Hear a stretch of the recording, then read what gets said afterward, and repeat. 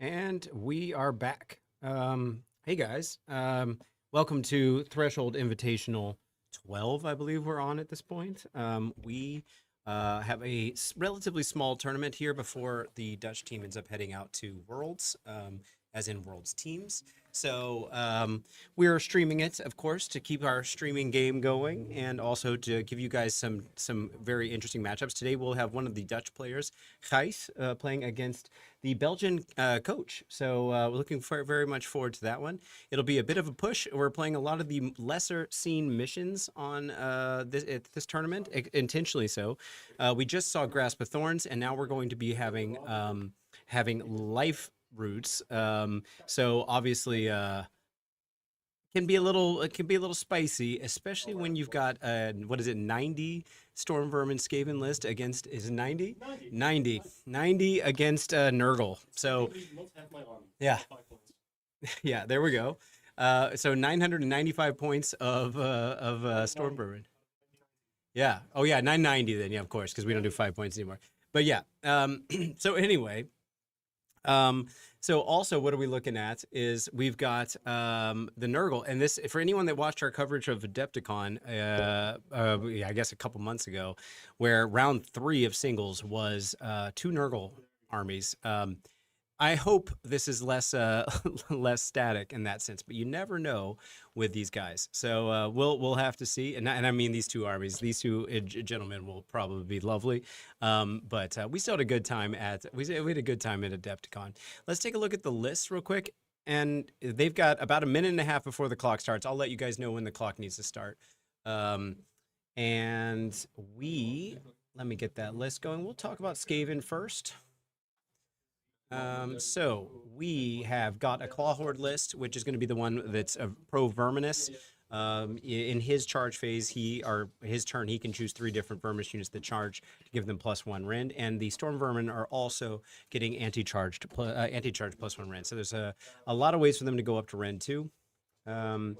And then we've got a 3-drop list, Attuned and Scouting.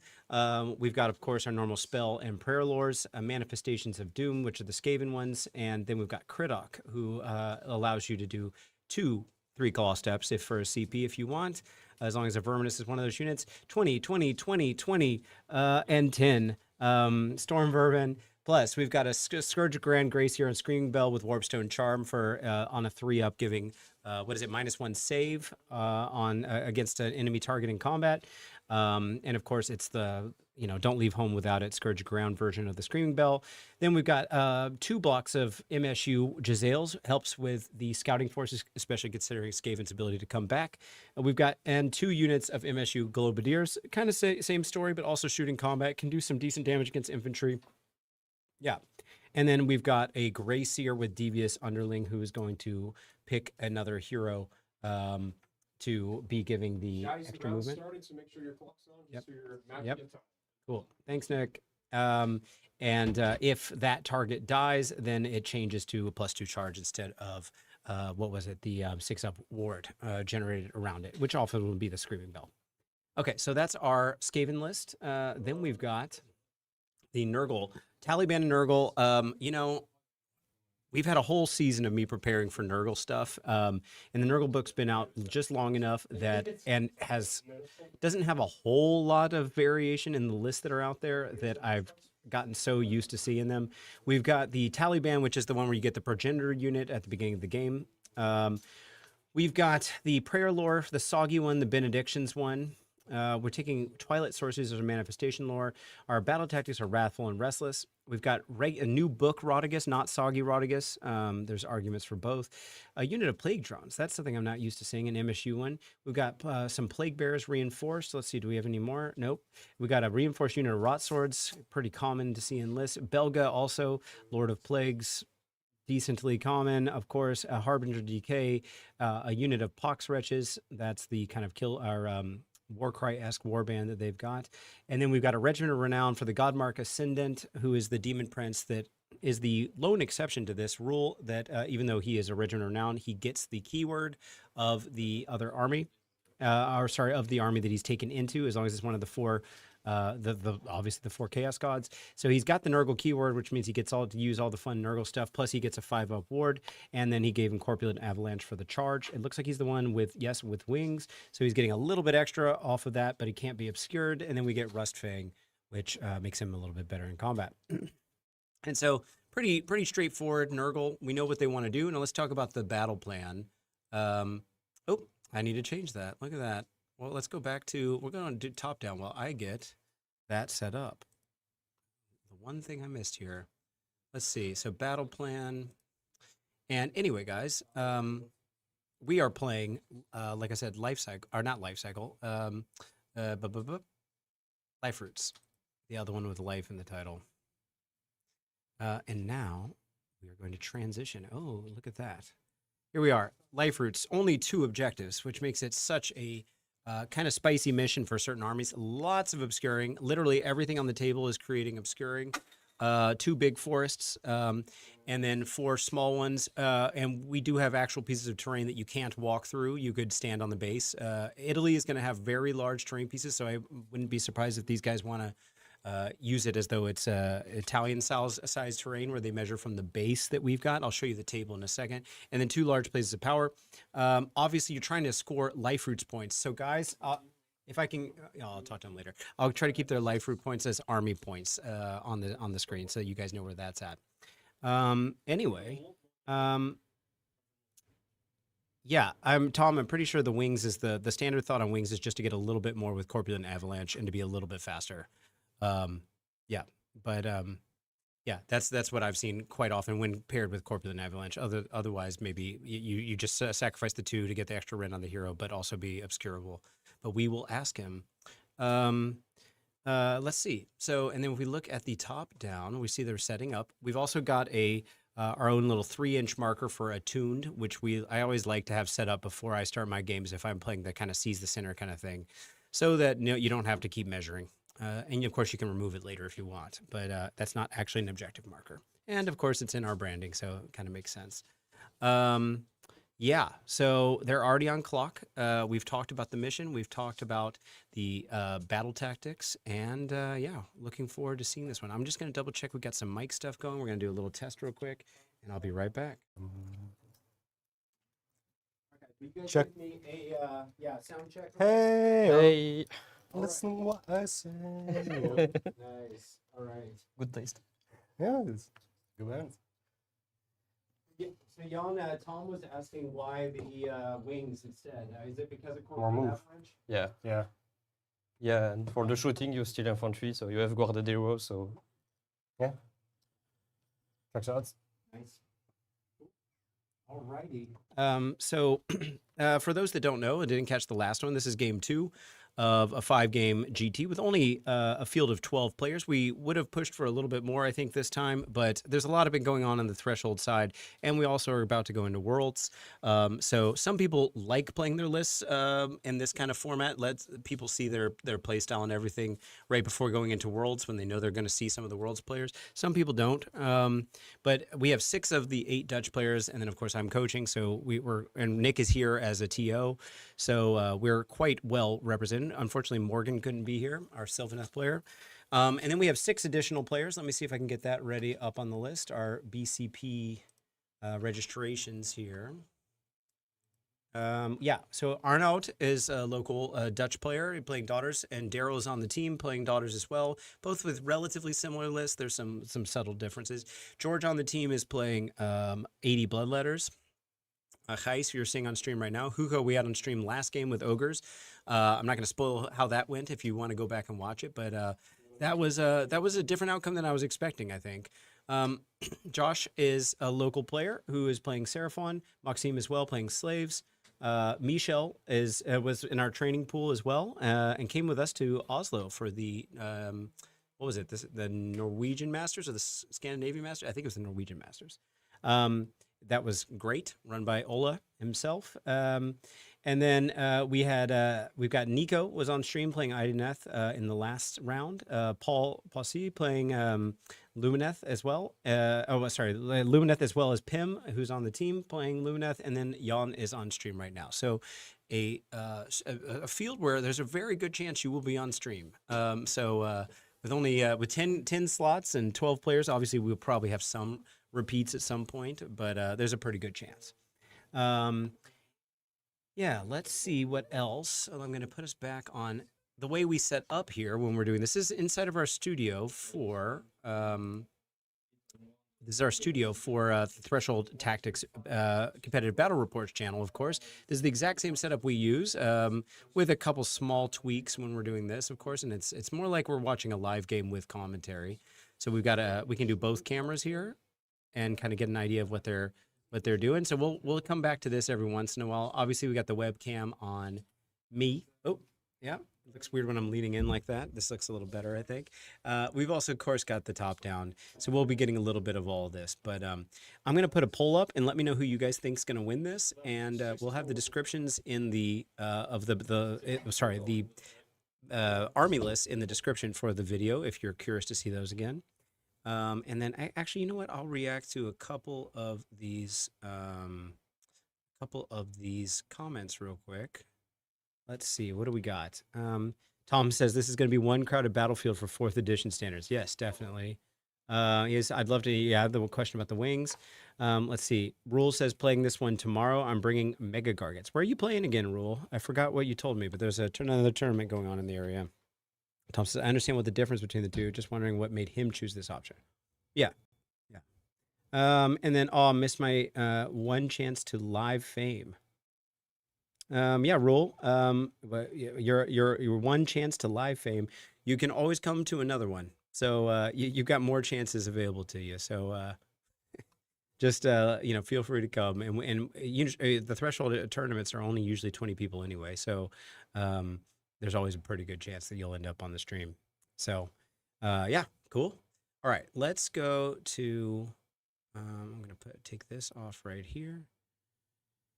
And let's check out the deployment. And then it's the drops, just as a reminder, the Skaven list has 3 drops and Nurgle has 4. So as long as nothing gets broken up, Skaven ends up getting the choice. And regardless, Nurgle gets the reroll. They are just double checking for myself as well. No one is starting with an extra CP, so we've got that correct. And guys, if you'll do me a favor, and when we do life roots points, just make sure that I'm going to have them on screen. You guys can see the screen right now. Army points is going to be your life roots points. Okay. I don't know if you guys were listening, but anyway. Okay. Last game, Nico and Hugo were listening to everything, and I have the slightest sense that this is going to be the other way around. But yeah, so this isn't a particularly shooty match with all this obscuring, like I was saying on the battle plan here. Everything creates obscuring. But Gijs does have more. He's got 2 units of 3 Jezzails, and then also 2 units of 5 Globadiers, but they're not very far ranged like the Jezzails are. Yeah. So, what matchups would you guys be most interested in seeing? We obviously want to put top table down on the last one if we can, and considering that we're going to have so much double. Chance for having people on here again, then I'm not too worried about having someone on twice. Trying not to put anyone on 3 times though. So yeah, out of this list, obviously Daughters is quite prevalent at Worlds. At Worlds, if I'm not mistaken, tied for first in terms of prevalence out of 25 or 28 teams, or 25 each for Lumineth and Sylvaneth, followed by 21 for Daughters. So it's no surprise. I mean, granted, we have a small sample size here, but it's no surprise that we've got 2 Daughters lists here. And then after that, I think Ogres was number 4 at 18, and then we start going down from there. Yeah, let's take a look. Oh, not that. Down. Let's see. Yeah, Tom says your least favorite. I knew that about you, Tom, actually. Least favorite battle plan to play, which is one of the reasons I made sure we added on this, because I want to make sure the guys are getting a chance to have to play this. And obviously, at our threshold, we at other threshold tournaments, obviously this is number 12. We've had 11 before this. Tom is also chosen often for missions that are less commonly seen. So it's not like we've never done that before. But I think at our more kind of general tournaments like the Gauntlet. And Tom, you decided what the missions were for the Warhammer Open in Maastricht, which was only a month ago, which is great. We had a great time. Nick, Tom, and I were reffing in addition to a couple of the GW guys, which was great. And it was the first, if you didn't catch me saying this the first time, it was the first time the GWs hosted a tournament really like that in continental Europe, as far as I'm aware. There were 2 golden tickets per system, if I'm not mistaken. One for best overall, which is a combination of your performance and painting scores and hobby scores. And the other one is just best general, which is what we're used to. The person just wins the tournament competitively. Yeah, what'd you say? Rule said, I found going first in this one makes it likely you can keep the lead on battle plan points. Yeah, the thing of the life roots points are only 2 extra points per turn. So that's, it's something. But of course, taking that other objective is just really hard. And these 2 armies are going to have such a hard time pushing through each other. And of course, Skaven can keep coming back, which Nurgle doesn't. Yeah, we're going to see. We're going to see. What did Tom say? Yes, and the setup for Worlds and World Singles too, of course. Yes. Tom has been, yeah, Tom has definitely been very involved in GW events. So we are proud of our Tom in our community. So if you haven't had the pleasure of meeting him or having him looming over you with his big Tom energy, then I encourage you to come to an event where he is part of it. He won't be at Worlds this year though, because. As I mentioned last time, Tom has welcomed another family member into his family. So it just the timing wasn't going to happen. But congrats to Tom, of course. And we're all happy for you and glad that you were involved with setting up Worlds as much as you've been able to. So, all right. I think we're almost done. I want to listen in what they got going on here. So I'm going to turn this off and turn them on. Gonna be within 12 or 14 years.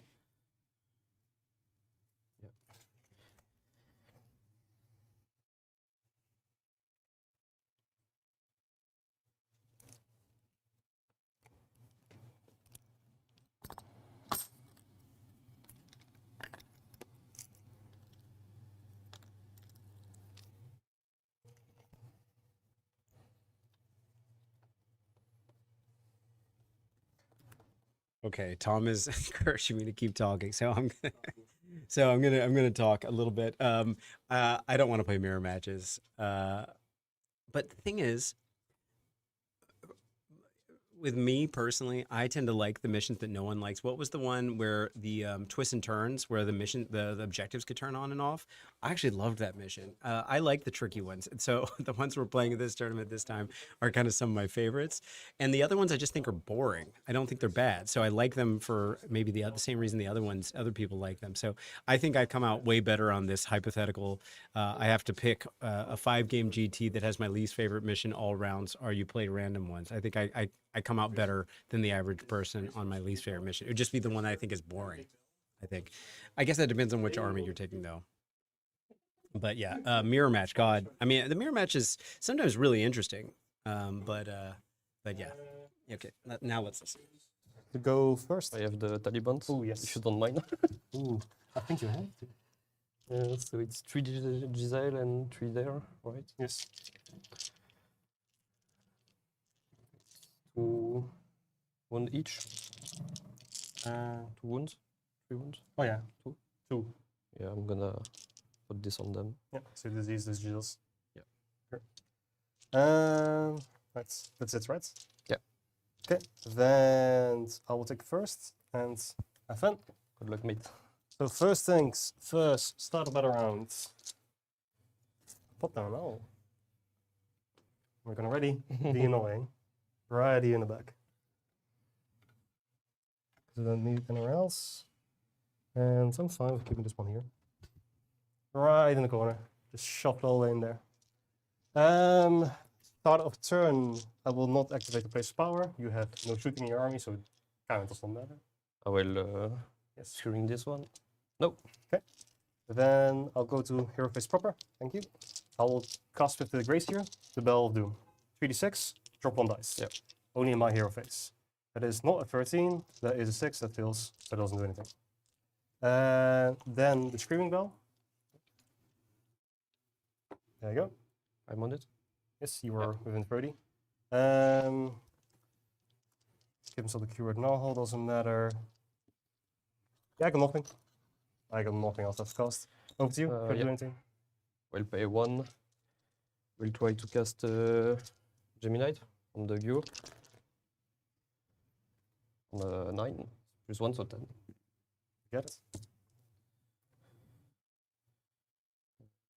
12, 18, 12.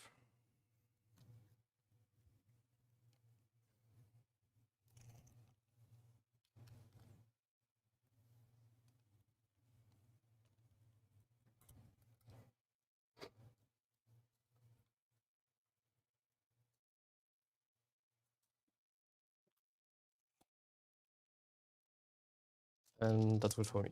Movements. All right, here we go. Okay, so I'm always going to come back in at least for the movement phase, and with so many models on the table, I think we're going to have quite long ones in general. All right, so we're on Skaven. He's going first. We're looking for Attuned, so he's trying to go get that started, having 2 in the middle. So that's why we've got that 3-inch marker in the middle there, and it's basically, it sees the center the way that used to be to get you started on Attuned, and then he's got the whole retreat thing for Attuned too. Also with scouting, this mission's relatively friendly to scouting 1, but then gets a lot harder after that. Let's take a look at the battle plan real quick. Scouting 1 just says you have to get outside 3 units that are your scout units, not in combat, outside of your territory. So that's anything that isn't blue in this case for Skaven.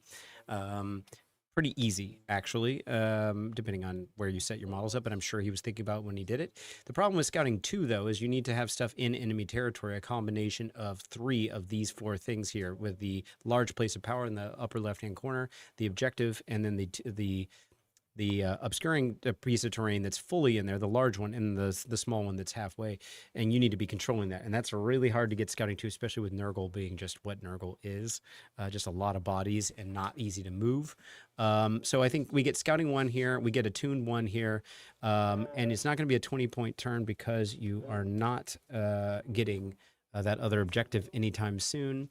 So we're looking at then whether he gets more life root points, which is automatic if you go first, and as long as you control something, because the other person, it doesn't check for how many they're holding right now. It checks for how many you've accumulated, which you only do at the end of your turn. So first person always has the advantage to get started on those first.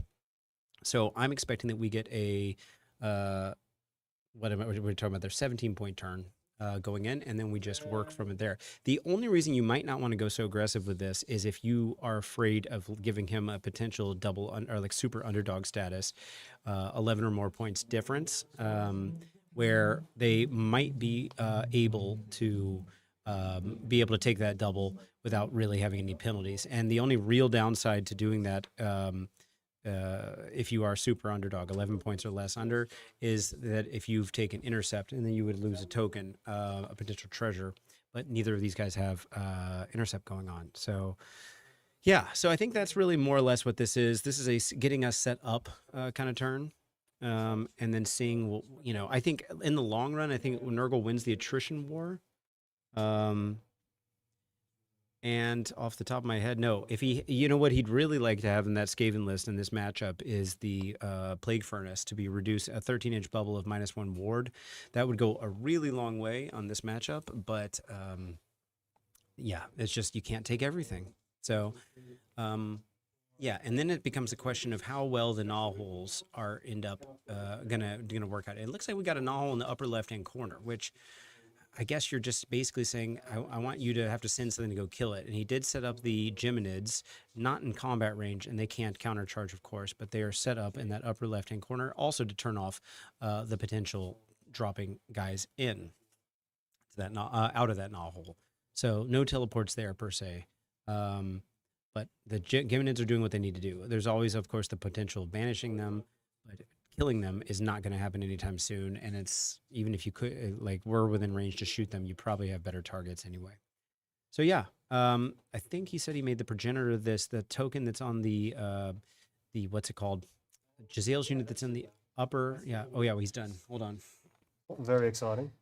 Gonna go with the odd swords. Ooh.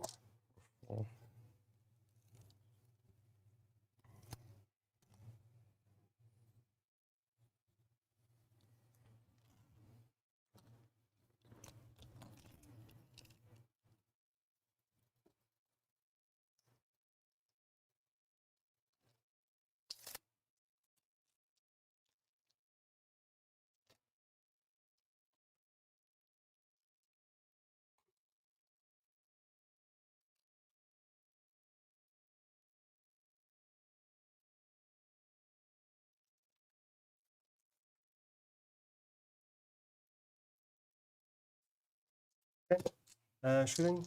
These acolytes will shoot into there. Yep. 1 attack apiece with champion. 3s, rend 1, and infantry. D3 damage. Plus 1 damage if you have 10 or more models in the unit. Yep. Which you qualify for. Any reactions? No. Okay. 3s.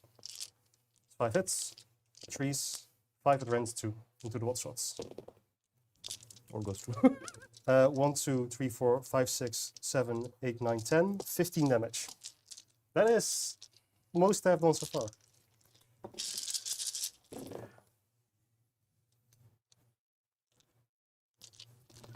One, two, three, four. No. Okay. These acolytes are out of range. Those Jezzails ran. These Jezzails are going to shoot your box wedges, if I remember correctly. 2 attacks apiece with champion makes 7. 4s, 3s, rend 2, damage 2, crit out wound. Go ahead. Yes. That is 2 out wounds. Because they have a -1 to hit, right? Yeah. It's, okay. And in melee as well. Here. So it's going to be 3 at rend 2 into the box wedges, damage 2 apiece. So 6 damage. It's on 6s. So that's 6 dead. Can you give me the 6 first one? This one? Wait, you want this side or that side? This side. Thank you very much. Right. Do you want to counter charge with anything? Or counter shoot? Not gonna try my 12. Okay, that's it. I score, So I have this. yes, end of turn. Yeah, 2. So kill one. So he is gone for now, and he will take the disease afterwards as well. I score 4 for the life root points. Yep. Because I have 1, 2, 3, 4 terrain pieces. Faction terrain not included. So I'll just keep a token here. We track it a little bit. I have 1 objective, 5, and I have attuned and scouting, so it will be 17-point turn for me.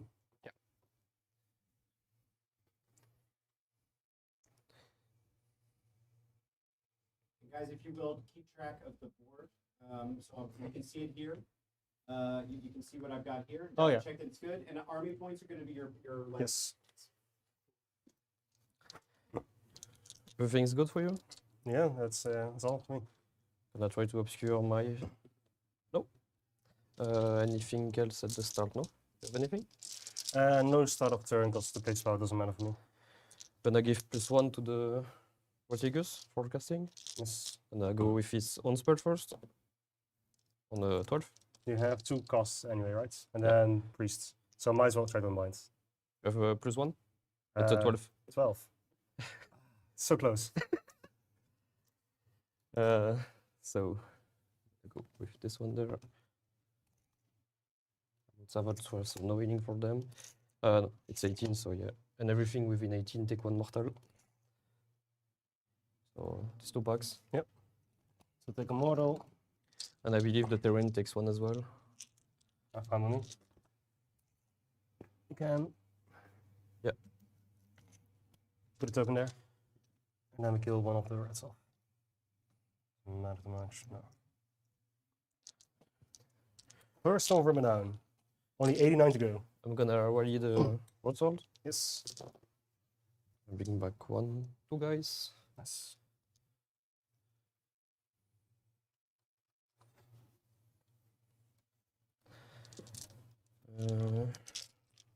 So 1 command left.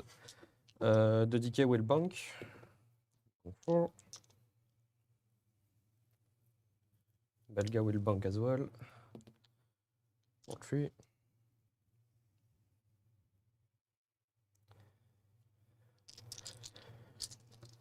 And I'm gonna go with a -1 to 1 to wounds. Yeah, -1 to 1 on the plague bearer on 14. I roll all 10, you know? It's a pretty good roll. Kinda. He's And feeling it. yeah, I'm at cinch. That's it for my hero phase. Right. I'll spend 1 CP with the Screaming Bell to get out the small bell. I need a 7 to cast, so an 8 on the dice. That is a 6, so that fills. Then I'm going to Claw Steps, and we'll spend 1 CP with Krittok. The Claw Steps is second unit. Condition, one of them has to have the Verminous keyword, which means Stormvermin or Krittok. Because it's round Nearly 1. all of the army. Yes. And because it's round 1, I'm still holding within 13 of the bell. So you're going to move back 8, like an absolute coward. Any questions? When you will stop this. When No. you will be a man. I am playing Skaven, like I'm not going to do anything like that. If you want, you can charge me. Yeah. Another dumb idea, or that's it. It's only like, you know, this. That will be the hero phase on my end. Go ahead and take off the Attuned. Yeah. It's always useful for the first rounds. Place it here. Thanks. All right, so we're going to movement. So what's Nurgle looking for here? Obviously, we just saw the Skaven being tricksy. He was calling him out. Be a man. Stay. Don't be too much of a rat. Oh, hey, it's the Owen Jackson, who I've gotten the pleasure of having on stream actually, but it was not in either the Netherlands or in the UK. It was in Milwaukee at Adepticon. Had a lovely time watching Owen. I think Nick said that was one of his favorite games of the weekend. So, I mean, I enjoyed it too, but you can only choose one. I was particularly fond of Caleb, Caleb as well, but Scooter versus Michael Rausch. But Owen, your match was also lovely, and it was great seeing you, buddy. Hope you're doing well, and good morning to you over in New York City. Good morning from Hilversum in the Netherlands. So anyway, let's talk about what Nurgle is looking to do here. Restless. So we're trying to take an objective. Very difficult on this mission until they get all the way over there, and it's going to be a slog. Very difficult to get started on that one. And Wrathful, having more painful. This mission is rough for that set of battle tactics. So even though I said Skaven might have a difficult time getting Scouting 2, it does have an okay time getting attuned, for sure. But of course, Nurgle can stop that by trying to keep from getting into combat. The problem is Nurgle doesn't get started on its points until it also goes and gets into combat. And so then the Skaven's bunched up enough to have plenty of retreat targets. And keep in mind, Skaven retreats without taking damage for a good chunk of the army. It's not necessarily as strong, of course, as retreating and charging, but it's still quite good for that battle tactic. And keep in mind, both of these players are going to be involved at Worlds. One is a coach. I'll have to ask Jan later if he's playing a list from one of his teammates or if he's just playing this because he wants to get intel on it. But all of the Dutch players that are on the Dutch team in L that are at this tournament are playing their teams lists, meaning they might have had inopportune battle tactics for what they'd rather have at a singles tournament. But they're getting a chance to actually stress test their lists against some potentially bad matchups and where there's no pairing involved and there's no ability to kind of,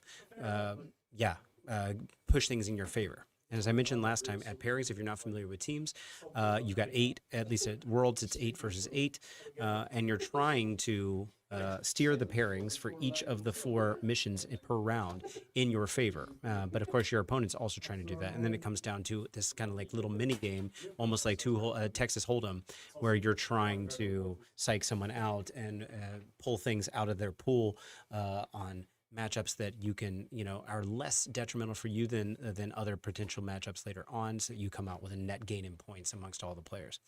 Anyway, Hugo Jonquière, hey, great to see you, buddy. Looking forward to seeing you on the French team. I think, if not mistaken, you're playing Maw Tribes. Hugo is one of the, along with Paul Poissy, 2 of our Dutch community members that are playing for 2 different Worlds teams. Hugo is playing for France, and then Paul is playing, who's here actually, is playing for Belgium, which is the team of Jan, who's the Nurgle player in this matchup right now. Anyway, great to see you guys. Yes, French Spy in the chat says Rule, who also lives down over in Eindhoven, and I think these guys play against each other quite often. And Gijs as well, of course, is down in that area. Hugo Jonquière is in the chat, and Rule as well. So yes, but anyway. Yes. So this is an interesting match. It is largely because of this mission, I think, that makes it particularly rough for the battle tactics that Nurgle has going for it. But in general, these two armies are meant to kind of slow things down. They're meant to eat some of the rougher attackers that someone might lay down for the pairing system. Yeah, and obviously Nurgle is always good at just sticking around. The question is, points are difficult on this one. I think, as to Rule's point earlier, seeing as the battle tactics might not get started earlier for Nurgle than they would like normally, with the literally only 2 objectives, and then both tactics being oriented around them. I do think life root points end up pulling some serious kind of reducing the point score difference weight by making sure that you're at least staying alive in that game. And as I said, there's a advantage to going first in a life roots game because you know for a fact you're going to have more as long as you have 1 terrain piece. The disadvantage, of course, is that you've just given your opponent information on how many they need to score to be ahead of you. And then you're going to have to keep cat and mousing it until the game's over. So it really depends on how much stuff you can go grab and what you're able to keep consistently holding on to, and if you can make that cat and mouse game go. Let's listen in. I have a measuring tape somewhere. Mouse right here. You are how far away from my Stormvermin then? It's a 4-inch. 4-inch. But I don't do a lot of damage, basically. Kinda. Yeah. I'm a rank 2 when you charge me, so I just roll 61 attacks and a vibe of it. I think I'm okay with that. Eventually gets me attuned stuff as well. So that's okay for me. Cannot heal anything, but you can disease them at the end of the turn. You cannot heal off, but I can heal it off the next one. Which is okay. I don't mind you getting closer a bit. Like a true control piece, right? Oh yeah. I'll just redeploy the acolytes here. For a mighty 3 whole inches. That is it. Over to you. No shooting. Yeah, no, I think so. It's the pocket patches or nothing else, so I'm good. Go for it. The Demon Prince. All good. Where do you want to go? In you. I had a small suspicion that you were going to say something along those lines of you want to charge me, but I wasn't entirely sure until you mentioned it, yeah. Because I figured you're going to move him up.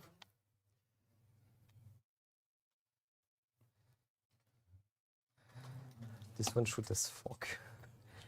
I have shooting combat. They fucking hurts. They're also only 90 points, so I can die. Granted, that's like the most Skaven army. So you play it. You say everything is allowed to die. That's it.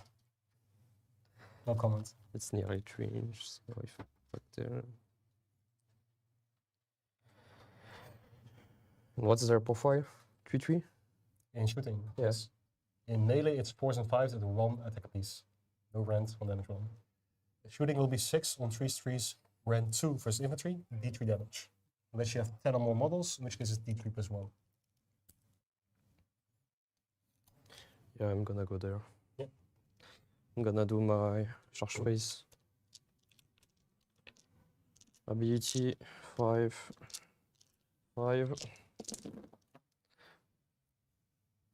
What's gonna do 6 mortals? Did that. And I need a ring. Because I can move 2d3, but I have to end that move in combat with the unit I was. But if they dead, what's happening? I think it's you do after, I guess, right?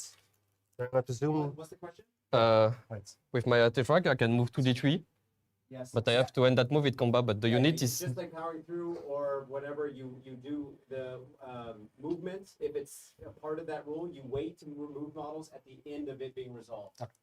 So the actual mortals. So I shouldn't have moved in that. So they're going to die, but you move first. Okay. Or 6. but I have to stay in combat, so just move 3 there. And then I'll remove. Thank you. Like this. It's a bit too overzealous. Removing them. Oh well. And I will just roll this one, guys. It's enough. Did I want to? Like, I certainly cannot stop you from doing this. It's 1 wound, 5 up wound. save, 4 up save. 4 up save, 3 attacks apiece, 3 force, rend 1, anti-charge. and 1, 2, damage 1. Rend 2, damage 1 basically, and then because rend 1 goes to anti-charge, so it becomes rend 2. I'm not holy event poisoning for Krittok, so I do not benefit.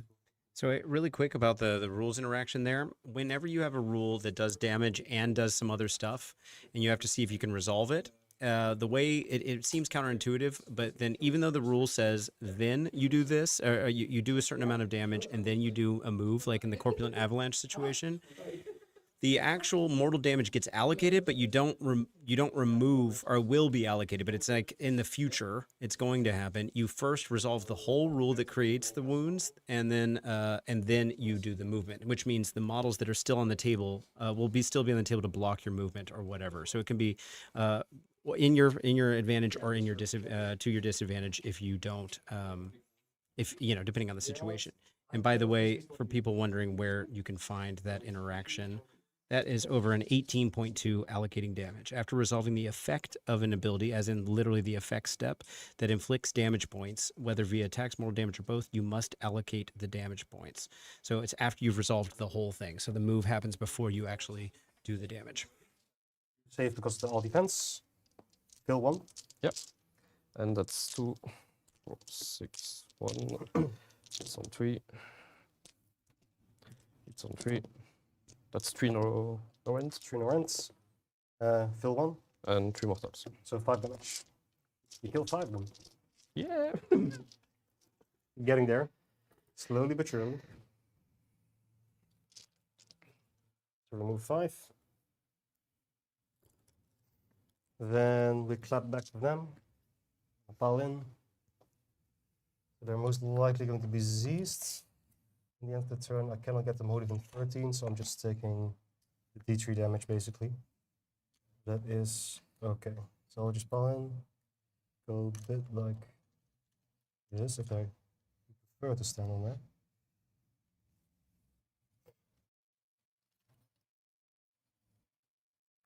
I should be able to get all of them comfortably into combat.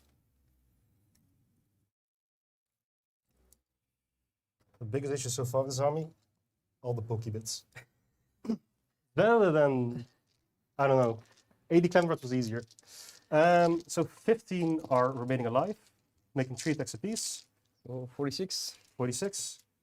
All right, so real quick, Tom, I just looked up Maxence, his list from Team Belgium, and he is playing some amount of overlap with the Nurgle list, but there are definitely some differences, including that they have double big guy. You got Rodigus and Great Unclean One, and there's a couple other little things, but there's definitely some overlap in the lists. Plus 5 makes 12, and the rest, plus champion, plus an additional 5 from the last one. So 17, right? Yes. Damage 1 each. Damage on each. If only. That doesn't look too bad. It really doesn't look bad. 1 and 2 HP.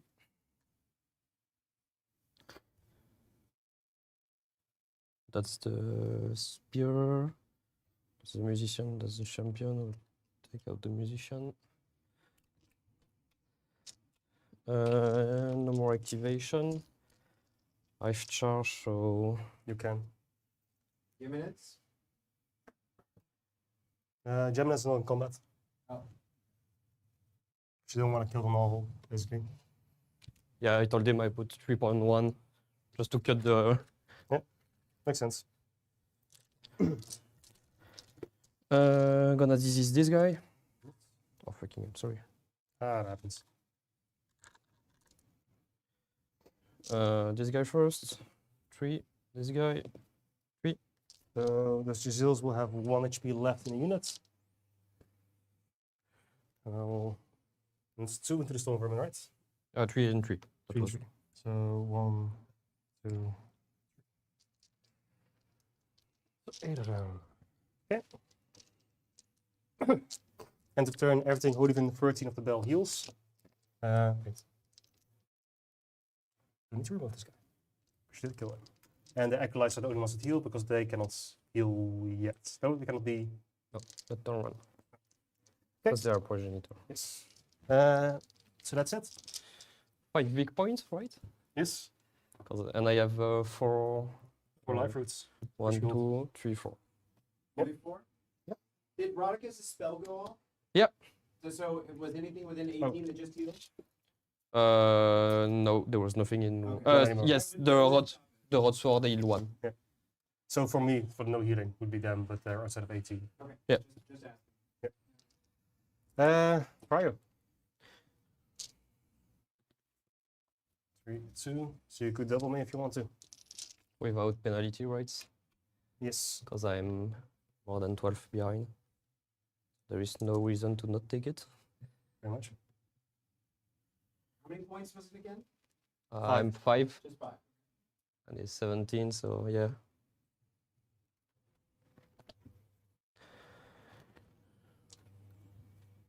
It is the time to just. Yeah, So we're going to the -1 to hit turn. Would have been 13 to the bell, which is minus 1 to it, right? Yes. Right. Anything that you target with would have been 13 to the bell. Should die, because this one is locked, this one is. This is ours, right? It ain't mine. I'll take it. Cool. You want? The spell is still there. You have +1 attack when you charge, right? No, +1 rent in my turn if I charge. Oh, For up to 3 verminous units. It's Krittok and the Stormvermin. I have no way of getting extra attacks in his army. there with 2 Jezzails if you want to. No, I think it's not my time, go ahead. Give it to me? Yeah. Okay. So you'll be the underdog. I'll just say I'll place this one first. And so I'm south of 9 from you. And I don't need. This doesn't have a move characteristic, right? No. What were the three life roots points that you just generated? Or the 4? Four. Where were they? 1, 2. Who's 3. grabbing this one right here? Who's grabbing? 3 Oh, there. he's within 3, just within Yeah. 3. Okay. Or the intention was that anyway. Yeah, I measure and put everything. Yeah, cool. If it's okay if I did something. Oh, no, it's okay. Tom was asking, and I wanted to report back. 6. Yeah, that was the thing there, if you can see my. Yeah. Oh, yeah, the little roots. Yeah. Yeah. Gotcha. Makes sense on this mission. Place it. I did my rats. Here, I got 6 there. 1 over there. Okay. And then it allows me to cut back here. Okay, I'll place it there. I will use the underdog to bring Yes. back one model. For real estate. Start of turn. I will activate no place of power. I will still try this guy. Come on, third time. Yeah. There we go. That's the only thing you need to obscure the rest of the game. It's like there's nothing left. You did it. Only one job. You're going to casting. Yep. So I'll cast with the Seer, the small one, and I will 3d6 try to do the bell again. That is a 11.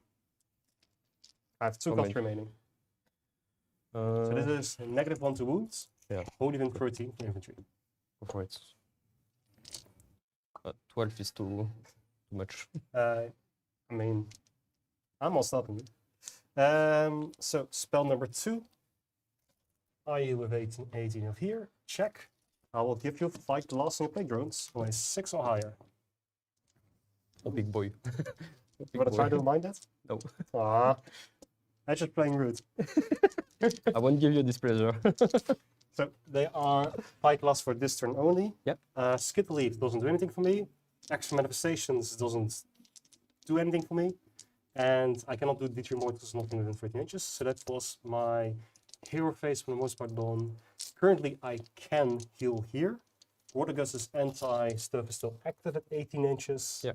But I don't need to worry about it per se right now. And those are -1 to hit and wound currently. Yeah. Because hit is also in melee. So I don't need to engage there per se. I don't mind you coming back with there. So I think that's my hair phase done. With you?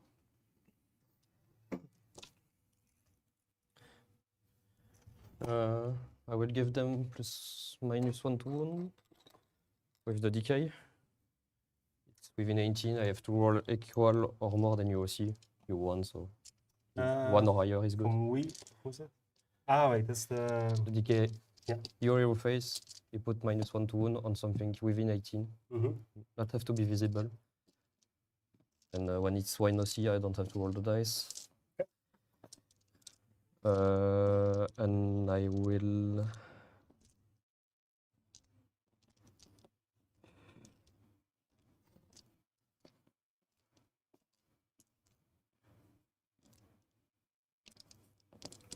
Cast the Gemini with the Rotigus.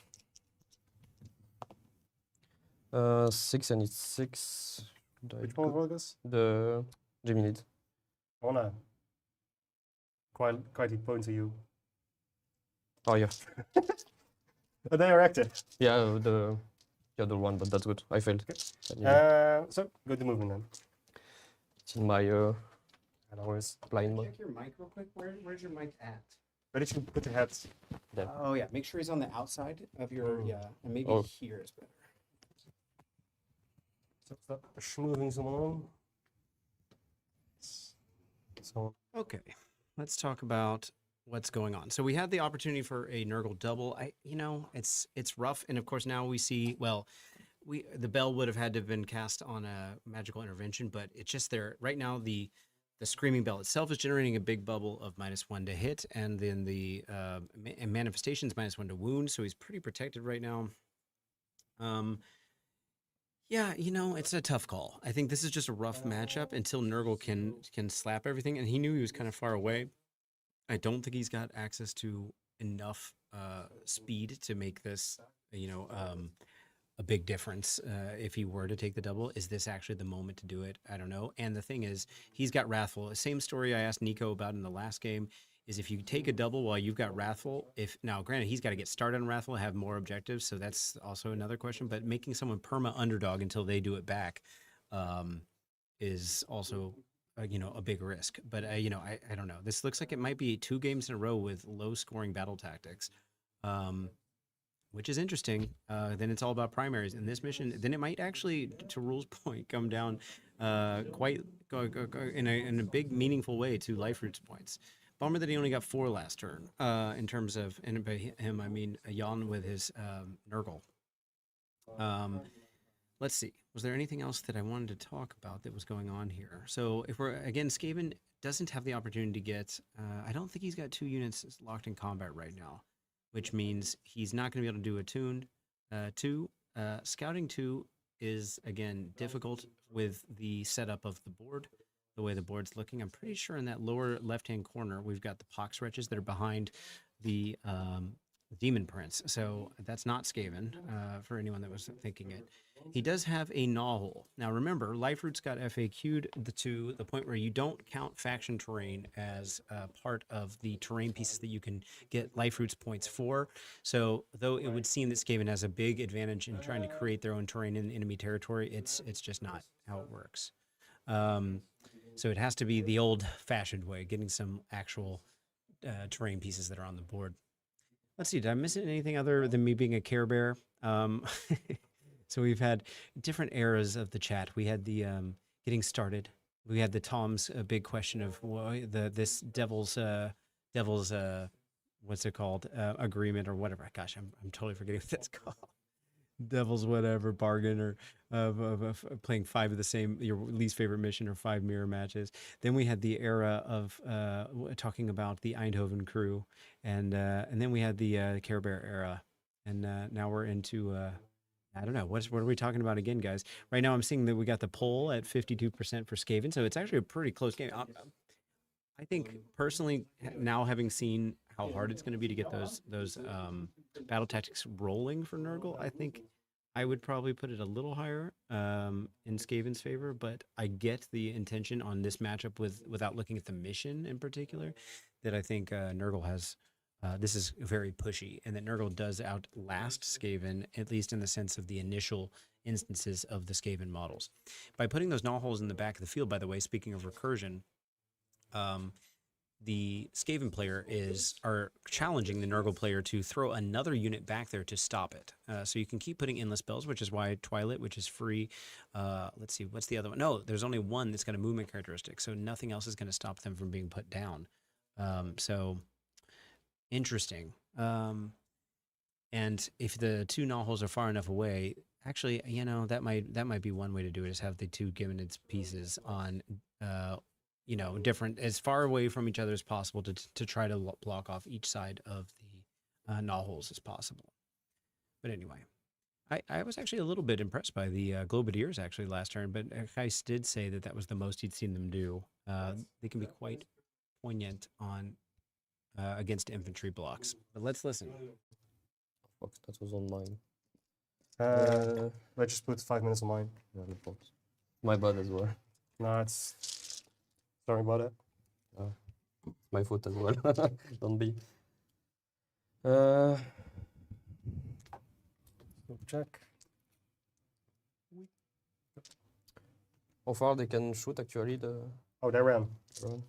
But So normally it's 10 inches. And the 60. shooting is there and there. Yes. So the prince will redeploy. Forward. Gonna pay for it. Thank you very much. Appreciate it. Right. That's it. Yeah. I will go with the Jezzail then, see if he can even target anything at 18 inches, which is a, yeah. So, I think, or maybe not, no. Nah, right? No, the base is, you have the wings but not the Yeah. base. Okay, so then he's not gonna shoot. Poor guy. Poor guy. He's already diseased, living hell. The Acolytes are 3 and 3s rent 1 because you're not infantry. Yep. 3 misses. 1. Goes through. 2 damage. Takes 2. Yeah, that's all my shooting. Do you wish to charge with anything?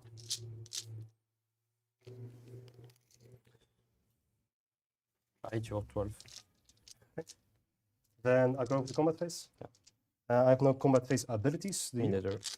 So I got 8 dead Stormvermin here, which means I'm rolling 36 attacks on 3s and 5s against your plague drones.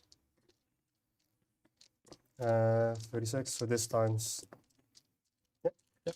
Round 1. Not Okay. gonna use anything.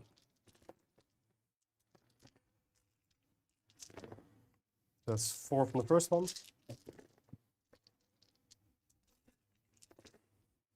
That's 2 from the second one.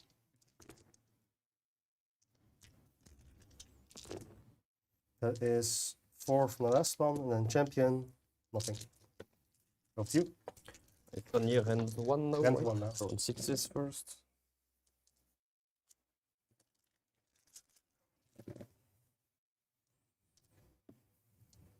That's the unit. And if it's Rotbringer, you can give something diseased. Yeah.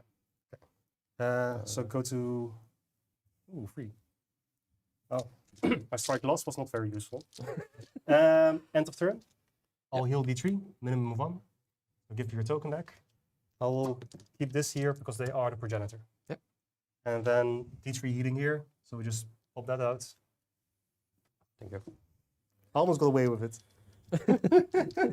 I got 1 CP for recursion.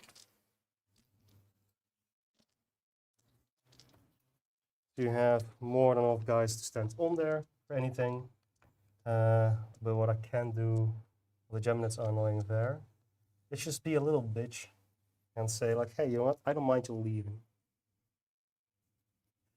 I will put them a bit further backwards. The box patches that move, how much? 5. 5. That's a pretty decent charge potential. I'm okay with that. Yeah. So we just put them like this. That's it. So I'll score 5 from the primary. Yep. I will have 4 of the tokens again, or life root points. Yep. So I'll score 7 points.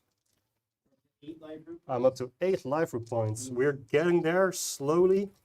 24 points in total, is that right? Yes, sir. Okay. The sound is better. Snake, right?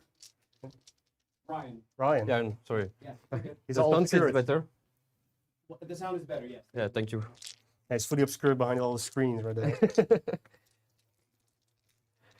All you? good for you? Yeah. I don't have any disease to put, so yeah, that's good. Start of the turn, I don't have anything. I want this of course. I don't want to, and that's it. Anything for me? I'll rally the guys, Stormvermin, of which you just so rudely killed. 8 The of ready them. is after, right? Oh yeah, sorry. No, I'm going to rally them at 1 point. I'm just gonna see. I'm gonna motivate them right here. no props. I can get away with a little bit of cheating escape. I'm gonna take the Apologies. +1 to cast on Rotigus, and I'm gonna start with his own spell. Yes, Nothing. So this one I can heal. is out. I'm gonna go with -1 to 1 on the Plague Bearer. On 6, so that's 8. You get it? Belga will put. I'm within 18 of the Jezzails. Yeah. Will be. Yeah, more than easy. Mortal Prayer on them. Okay. So that will crit. That's 7 dice. On 3+, that's 1 mortal. See So you 4 mortal. That's that. I don't have any point left. This guy will try to put the +2 move on them. And I was D3. +2.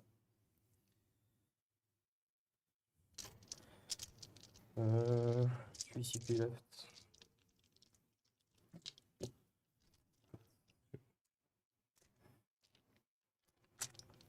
And I write the box. 5 back. The no musician? Nope. You would expect Nurgle units to have a musician because it should be all happy, right? Like the Plague Bearers they have, I mean, they look absolutely jolly in comparison. I mean, I want to say jolly, but I think the Plague Drone has one as well. yeah.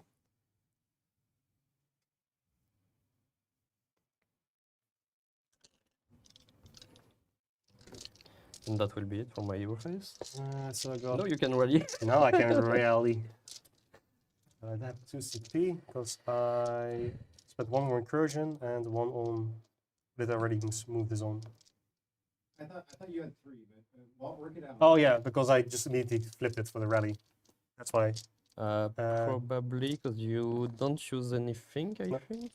So You have recursion, I think that was. that's it. Okay. You don't auto run this, so No. no. So yeah, So it does mean I have 3, so I will rally those Stormvermin there, because might as well. And we'll get 4 back. So we're trying to ruin all of your hard work.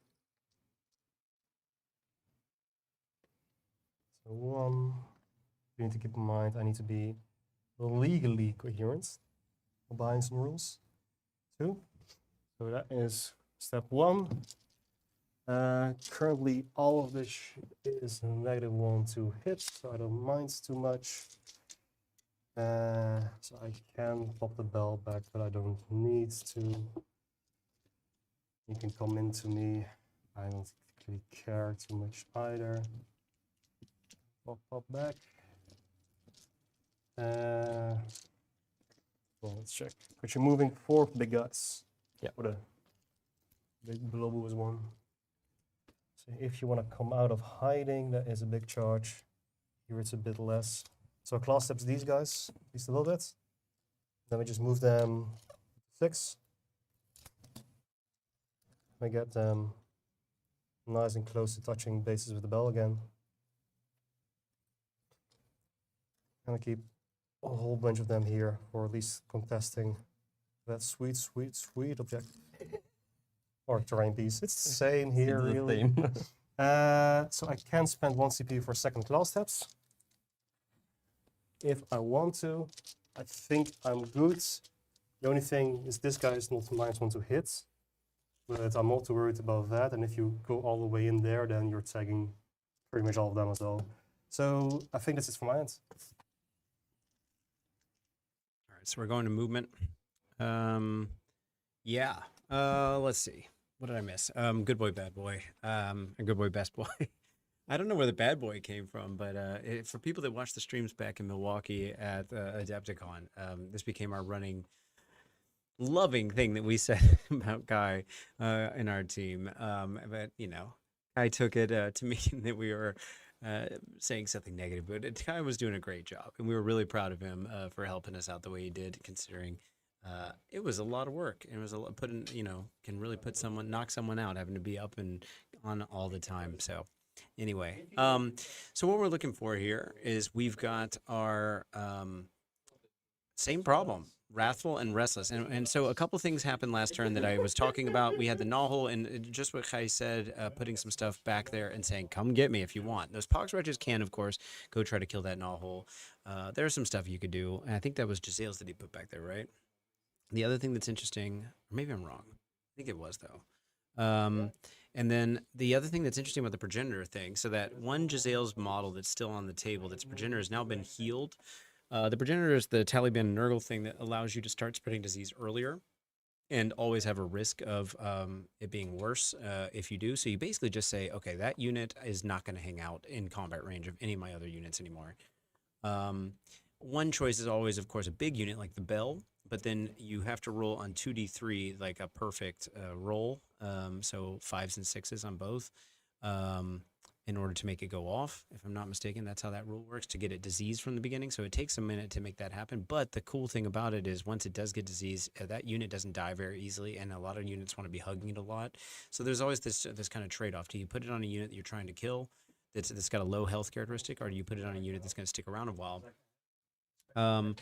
The other thing is that's bad for this matchup. There's a lot of push-pull relationship here because Skaven kind of likes it when their units die, because then they've got other scouts they can bring back and put on the back in the field. If they don't start losing anything, then the recursion, that strength that Skaven has, is diminished. And remember, like Gits, they can only come back at the end of their own turn, meaning unless they get a double, that unit's not doing a whole lot except for stealing some objectives or life root points or whatever it might be. Yeah, so we had JP Draws. I don't know if I know JP Draws, but yes, that kind of makes sense. I think it depends on the Skaven build, though. There's a lot of Skaven builds like that might not be able to get through the Nurgle stuff, but I think this, certainly with a Horde-ish Stormvermin. By the way, we've got my Snoopy, I call them my Snoopy scheme, Stormvermin, my albinos that are hiding out behind the Bell. Gijs is borrowing, yeah, he heard me there. I got my Snoopy colors, big Peanuts fan, and my whole Skaven army kind of has that color scheme. But anyway, yeah, having 70 extra Stormvermin and a 90 Stormvermin list is not something people usually collect on their own. But anyway, yeah, so and keep in mind, these are teams lists too. I don't know if this list is as powerful and outside of a team's context. But anyway, one of the other things that occurred to me is the interaction between Nurgle and then Skaven's Attuned. Attuned 2 wants you to be able to retreat from things, but Nurgle wants you to be in combat so start spreading disease. And plus they need to get over there to actually start having an impact on the game. Because I think Skaven will be, especially with their battle tactic stuff, but also with their board presence to go get more life points, I think is life roots points, is going to end up meaning Nurgle has to start getting in there. So there's this push-pull relationship there too. By getting into combat, you're also giving him targets that can get attuned too.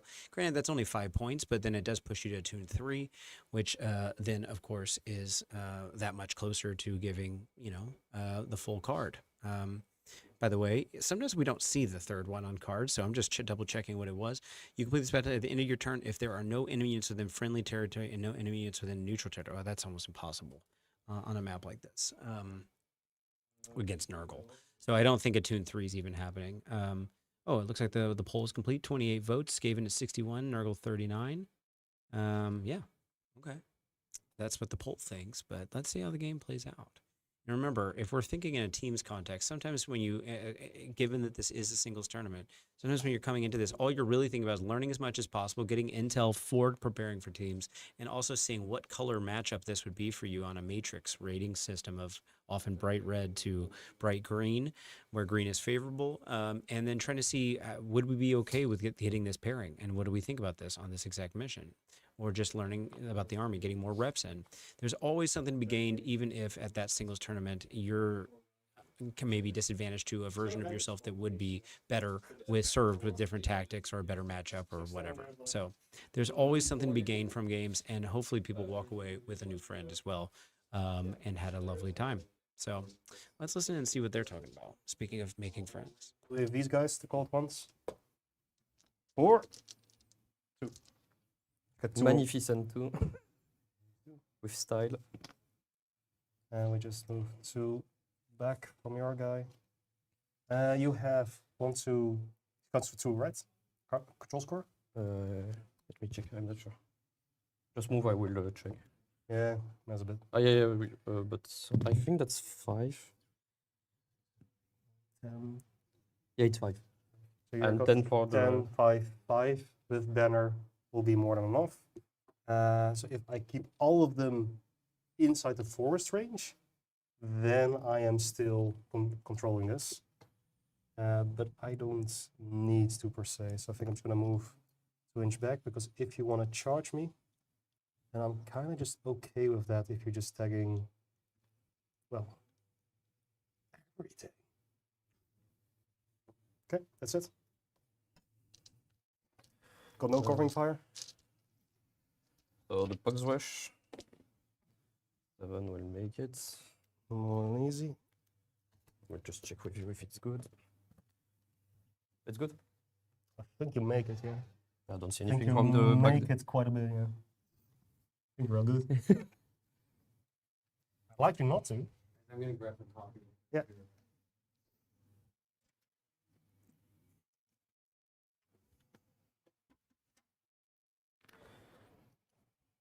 That's 1. Should I run with your dice or mine for this one? I don't know. You Let's tell go me. with the. Do you believe in the cheese dice? Yeah, believe in you. Which ones? This guy. Okay, here we go. Mine makes it, I think. I don't know. This one no, because it was 10, so that was sure. This one was. This one is good. Yes. But And then you're you within. are tagging a second unit of. No, never mind, you can go here. Yeah, and I Yep. can still pile into Yep. D3. Where was it? Yep. Just to not cheat, it's just There you go. 9 is there. Who is within? It's 13, right, from this? Yeah, but they have a -1 to wound and I have a 6 support currently. So this one stop. Which one? So the red color. So this guy doesn't have it, but this guy have, right? Those have minus on the hits, yes, but the -1 to wounds is in this thing, so that is on the whole unit. Okay. So they're now -1 to wounds, and they have a 6 support currently from the base here.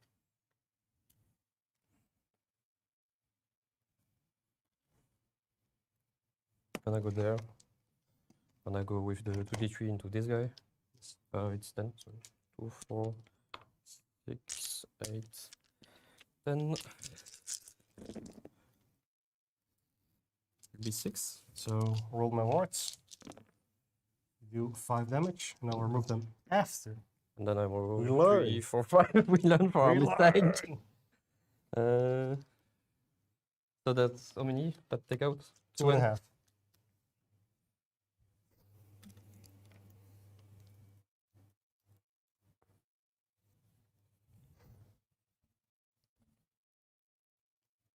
Don't have counter charge.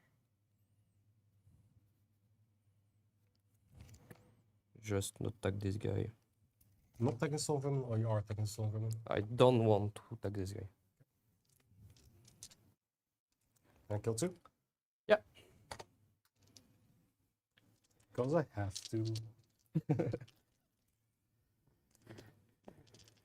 And so we write you don't. If I end the turn here, you don't have the displays, right? Let's Because you check move out. But yes, no, I moved a bit out. So you have 1, 2, 3, 4, 5, 6, 7, 8, 9, 10 plague bearers plus the Guo. So that's 21. 10 plague bearers plus a Guo. Guo is 10? Yeah. Yes. Okay. Then probably. Let me check just to not trick. One. Yeah, it's a 10. So then you will have it. Yeah. Resistance. So no need to grid on them. You don't have to. And let's roll this for the fun. They didn't run. Yeah. 10 goes in.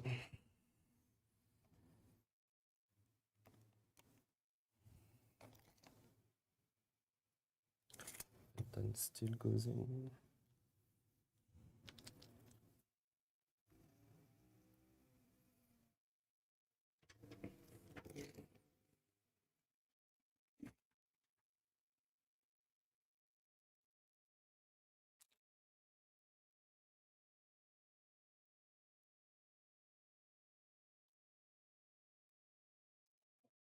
I didn't miss too much, huh? No.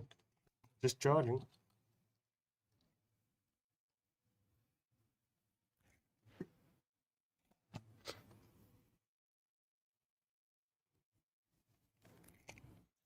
So yeah, getting rot swords in is good.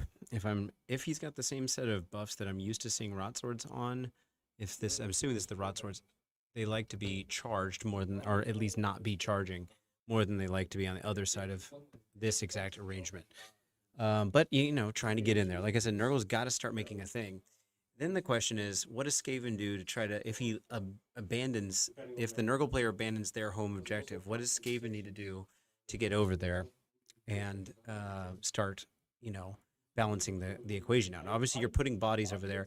Now, the thing is, they do have a Skitter Leap as a teleport. You can even do it in combat. So if the Bell lives or the Grey Seer is living, he can just teleport over there and go take that objective. So there's always that.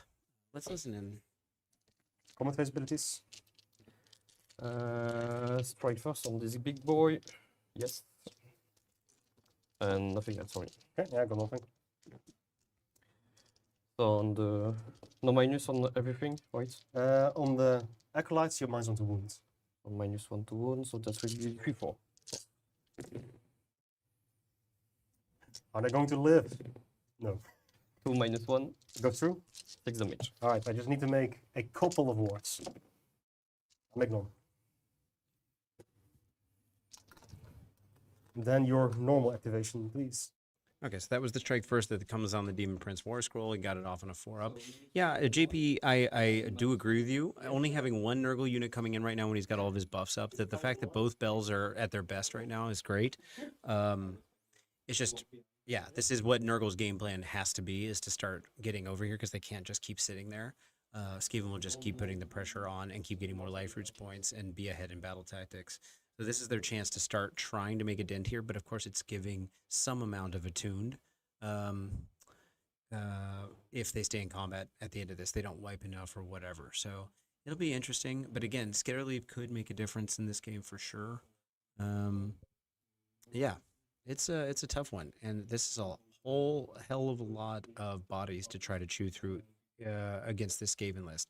They're not extremely tanky with their amount of wounds density and their save, but what they are tanky about is they've got a 6+ ward right now with the Devious Underling if it's set up correctly, and then we've got also the minuses that we just discussed. Yeah, sure, makes sense too. Tom says putting pressure on the life roots point, so that Skaven is not just getting all of their home life roots points, but of course if we get enough teleports, and remember heroes can, it's unlike scouting, heroes can be generating those as well too. So you could be skitter leaping to go get, you know, that extra point to push you over and make sure you're still in the game. Plus he's got 8 life roots points right now, so Nurgle has to get at least 5 to actually get those extra 2 points. But anyway, let's see how much damage is getting done. See who wants it. So we say 1 and 1. 4. So 1, 2, 3, 4, 5. 1, 2, 3, 4, 5. Crit 2 hits or crit out wounds? Twits. Hits. And then force again. Yeah.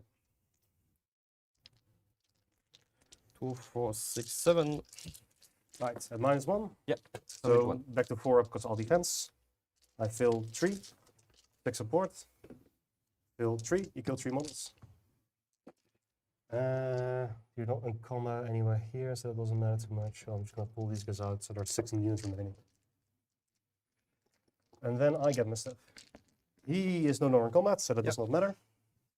Okay, yeah. So yeah, JP, I agree with you. I made a point earlier. I don't know if you just jumped on about. I think Furnace would have been great in this matchup, but yeah, you can't have everything. And this is going into a meta in Worlds where we weren't necessarily Gijs is on our team, and we weren't necessarily thinking that was the best thing he needed for going into teams. This is his teams list, in fact. I think Nurgle is decently represented. It's something around in the teens. I'm going to double check real quick at Worlds, but. I think both armies were roughly around the same amount. Tom, I never answered your question, so I need to ask you a follow-up question. When you say last unit that is destroyed, if we both choose a unit that never gets destroyed, right? So you're not saying, wait, are you saying which unit lives? I'm assuming that's not what you're saying. You're saying the last unit that does in fact get destroyed. So it's possible neither of us get it, right? But yes. All right, let's see how much damage is getting done. It happens. Don't worry No, about no, it. no. Thank you. I mean, I'll take the free damage, you know? Yeah, yeah. So I don't get a shit ton of them. Don't hesitate when it's something like this. Yeah. This, and then I can pile more. So here. So I think this is my max. Because then I'm holding in 3. So it's 1, 2, 3, 4, 5, 6, 7, 8, 9. What's their profile this game? They're the same profiles. Let me check one thing. I get 9 of them in. So I'll pile them holding in 13 of Krittok. So this will all be 3 attacks apiece on 3s and 3s. Because I get +1 to win from Krittok. Rend 2 because you charged. And these guys? Same. But I roll 6 guys. So Yeah, roll so I will 9. roll out. So here is 28. Here it's going to be 19. I will roll out defense on these guys. So I'll start with the 28. I should have my time. Yes. So it's 14. 14 times 2 on 3s and 3s. That is not an amazing start. 5 from the first one. Ooh, they're filling it now. 5 plus 8 is 13. It runs 2. And I accidentally popped them. Stop. Minus 2, 2, you say? because you have charge. So it's 2 that back to 4.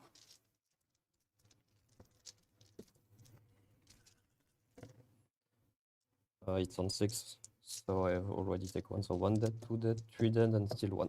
So you're not pulling those guys out, so that helps. 6 times 3.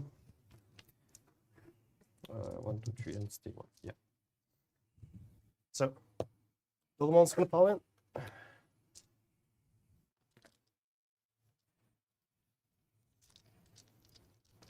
So, 19. 3s and 3s, rend 2 because of Krittok and anti-charge. We got 5 misses. And we got 5 there, not. So it will be 9 at rend 2.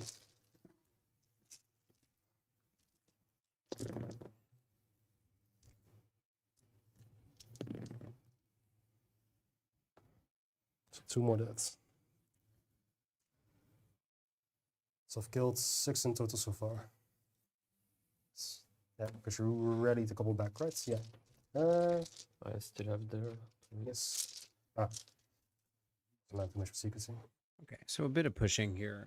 Yeah, Tom, that was me asking. Countercharge into what? I missed what the context would have been. Did you mean to go into that block of plague bearers that are hanging out with Rotigus? Curious which way you're thinking. And then, yeah, Ken Hussar, good to see you, man. Funny how this is the least mobility requiring battle plan, but mobility still can decide. Yes, for sure. And then what was the other one I wanted to mention? Oh, yeah. At Worlds, we actually have 14 or so Nurgle lists and about half as many Skaven. So it's not, they're not on the same level, but not that it really matters. But yeah, I think in this particular case, we were just trying to have another absorb a bunch of punch, have some recursion, have some good scouting list, all that stuff. That was me. All right. Yeah. So I guess we're seeing the Gnawhole right now. Yeah. Not too exciting. Probably remove the Gnawhole. I don't know how good those pog switches are though. Let's see.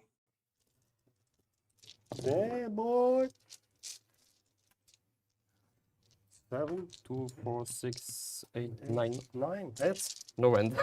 All right. 4 saves, 6 health. Are you ready? You take 1 so far. Let's do dramatic. You take 4 damage. It remains at 2 HP. So it is alive.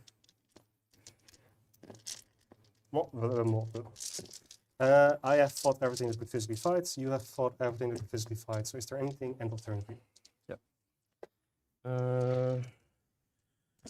I won't put the dice because you will remove it. You do the as mortals. soon, so I just do the mortals on them. Or 3 mortals. 6 of hearts. So it's 1 with 2 deaths. 2 here. It's your things. Yeah, just the healing then, which goes off, and nothing else is damaged, so that's it. 5 for me. Yeah, because you hold this, so you get 5 life points, which means you're ahead, so you go to 12 on the score, and 9 on the faction points. Gotcha. Makes it easy, doesn't it? Try out. 2, 5. I think it's no. It's time. Double me? Yeah. Because I still behind, so I'm 1 beyond. I still underdog, so yeah. Yeah.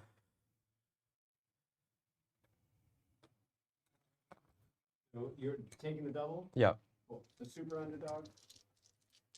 Yeah. Still have 5 and everything. Start of the turn, I don't have anything. No, I'm good. Any start of turn. You want to put I got 3 no, down. yeah, it's 3. Yeah, right. I want to. I told you I have 1 in hand, that's why I'm asking. I I want saw to. something. I want to. Damn you. Yeah. So this one take out. And let's go. Belga with his +1 to cast. Portigus will go with his own spell. 6, 7, 8. Combined 8 to 8. So everything within 18 takes 1. Good luck. So Stormvermin colored, take it. Gracier takes it. Page takes it. Bell takes it. These guys take it. That is its side. Acolytes take it. And these guys as well in the back take it. So I'll put some tokens down.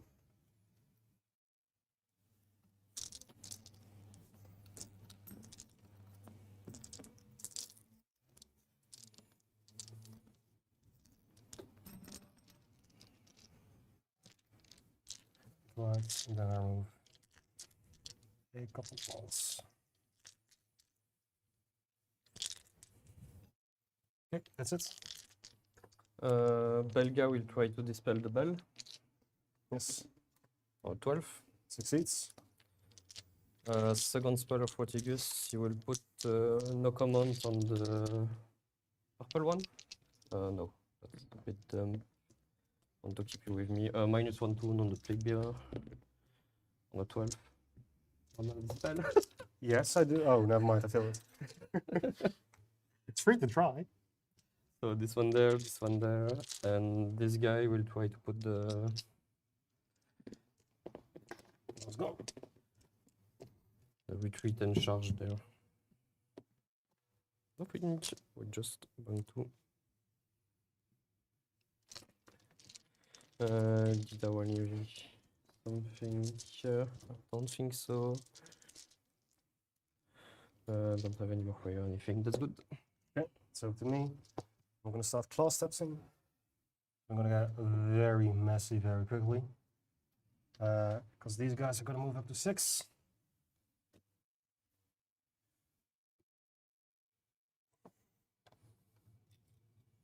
To be outside of combat, it's the easy part. The difficult part is all the pokey bits.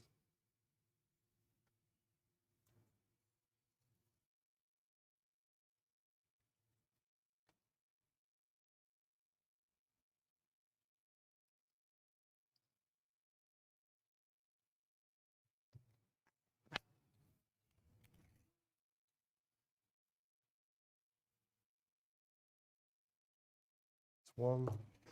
I can class it a second time if I want to. Put this guy. Doesn't matter. It's 5. 6. Not too much. 4 CP. Incursion. This guy okay.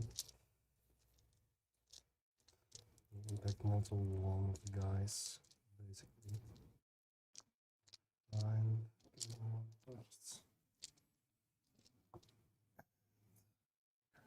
Gua moves in 6, so that's probably not gonna make anything. Moving this guy from there doesn't yield me anything. He can charge and fly over. Attack the Grace, you kill him. Don't particularly care because you have Restless Ruffle, so you need the objective basically.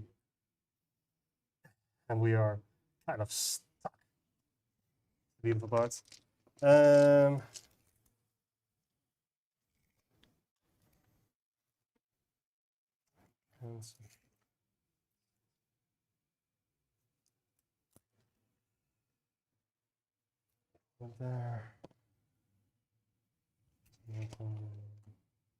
These guys move 4, right? Yeah.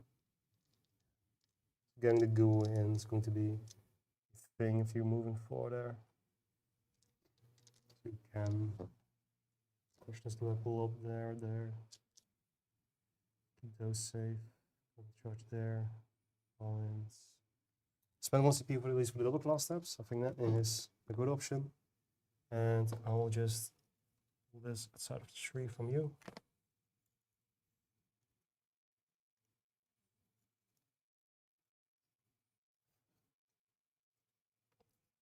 I got this whole mass unit a bit further up the field.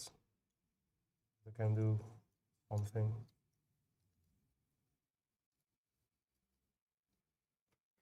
There you go. Over to you. I'm 22 from this guy to this guy. So I will move 10 with another run. Okay. To be within 12 of them. And you're only even 12, right? This guy and this guy. Try to make it later, but Okay, so taking the double here. Yeah, now we're getting into the juice of it. Because obviously everything I've been saying about the battle tactics is possible now with Nurgle. If they can put enough pressure. Now that 2 double claw steps is, yeah. Oh, I see what you're talking about, Tom. Yeah, charging over there into the Demon Prince. Yeah, so the double claw steps to protect that home objective. Obviously, Skaven he lost the bell, which is rough, as in the manifestation bell. And it's no longer, because it's battle round 3, it's the plus 2-inch movement that's generated from the big screaming bell, the actual unit, the Grey Seer. So they're as vulnerable right now as they've been all game, I suppose. And this is definitely kind of a go turn for Nurgle. The question is there some amount of blocking this off or mitigating damage or whatever? Or Skaven's really good at coming back if they take too much of a punch and then just keep scoring some points later on in the game. So we'll have to see how this goes. Yeah, I think... Yeah, I'm curious because JP, I know you had a particularly strong opinion about the Skaven on this. What are you thinking? Which way you think this is going to go? As far as Tom, your question about which unit we're picking, or are you picking the Demon Prince and Harbinger? You're saying let's do the protection part next game. Okay, sure, we'll do it next time. This one's a rough one because I was thinking about it. I don't see Rodriguez dying. I think the Screaming Bell might now, but if we've got information now, picking a specific Stormvermin unit's kind of crazy. Yeah, I don't know. Tough one. I think this game is a very difficult one to call. That's on that front. Yeah, and unfortunately, there's even if this was a shooting Skaven list, it just wouldn't have enough output to remove enough of the Nurgle stuff to make it to take away the threat of what they're trying to do right now. So, what did you say? You would have picked the Screaming Bell start a game, sure. Yeah. There was a version of reality where Gijs could have teleported the Screaming Bell out at this point, and it might have even been able to fit on the back objective, which would have then put pressure on the ability to they would get restless but not wrathful, would have stopped that, slowed that down. So I don't know. Yeah, but then of course it's on, it's unbindable and a -1, so forth. So who knows? But anyway, I'm curious to see how this goes. Let's listen. Hmm? The big boy is sleeping. Yeah.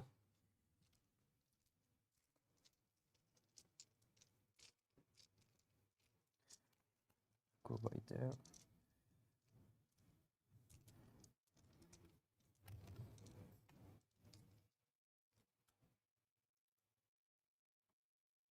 Balga will still want something there.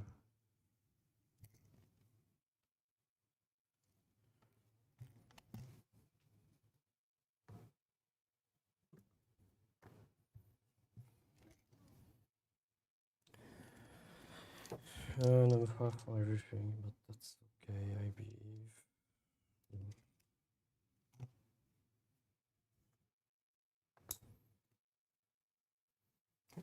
Inventory here. Yep. Yes, all good. We got 1, 2, 3 guaranteed. Yeah, probably 4 and more. And that's it for the movement. Really, boy. Not all a place to go. I think I'm good, because you're gonna bank the charge anyway, so I'm fine with that. If flies over, we can kill the Grace here, that's okay with me. So you're not killing something else. So nothing on my end. No shooting? No. There's kind of fire, so only I got Jezzail, because I cannot use covering fire while in combat. Let's go with the prince. Alright. You wanna spend a CP? Let's go with the prince. Come on, buddy. It's Bill. He makes it. Not the way I like it. So there's no flying over yet, I think. Yeah. Not backhands. Want to shop at max? I'm gonna check. I think you should be able to actually get quite far. Yeah, let's go at the far as I can, so I'll be there. Yeah, Tom, I feel like this area that I just drew right here would be somewhere that the Screaming Bell could land, maybe a little further from the Giminids, but maybe tagging this right here, because I don't think the terrain piece, because it doesn't have a movement characteristic, so it wouldn't be able to lock anything out.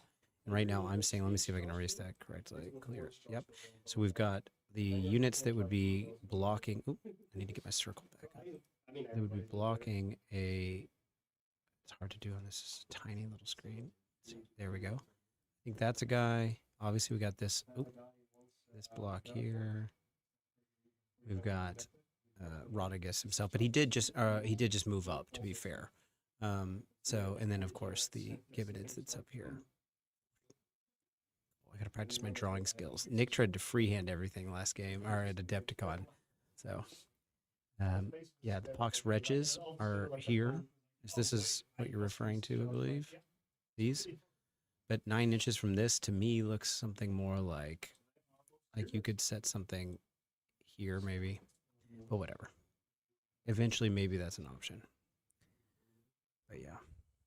Let's see, what did JP say? This variation of Skaven seems much more vulnerable, or much vulnerable versus Nurgle. Yeah, lack of shooting and furnace is great advantage for Nurgle. I include less vermin and scourgers, flayers, and furnace helps a lot. Yeah, but keep in mind, this mission is also a, how many places of power are on this? Like, everything is creating obscuring. So, yeah, I agree. I'm actually a Skaven player that almost exclusively plays Scryer and Doom. Well, Doom Wheels are Scryer, but shooting and Doom Wheels, or Doom Flayers, I mean. So, yeah, it is what it is. But this edition's just so brutal against shooting, isn't it? Okay. Then I'll roll the wars real quick. They kill 5. And then move to D3, move 6. And then you can do the little book. I don't know if I can make it there. I don't know if I fit. Probably right, yeah. You're allowed to stand on it, yeah? Yeah. Oh, good. And I don't want to tag the purple one. So he kills 6. So just 1, 2, 3. Or 5. Currency.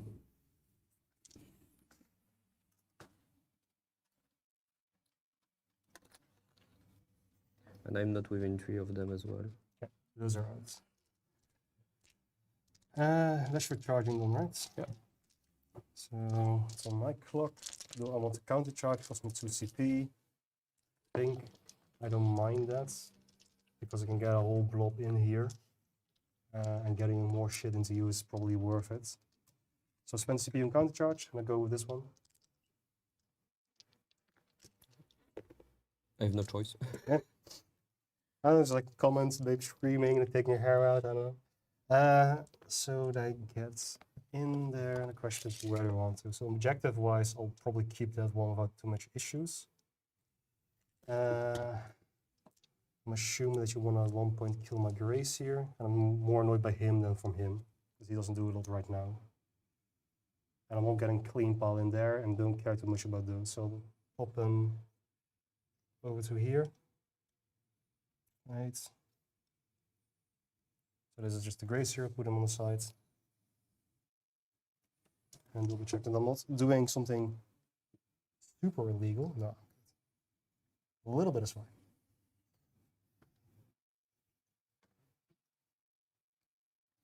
That's very Dutch of Gijs.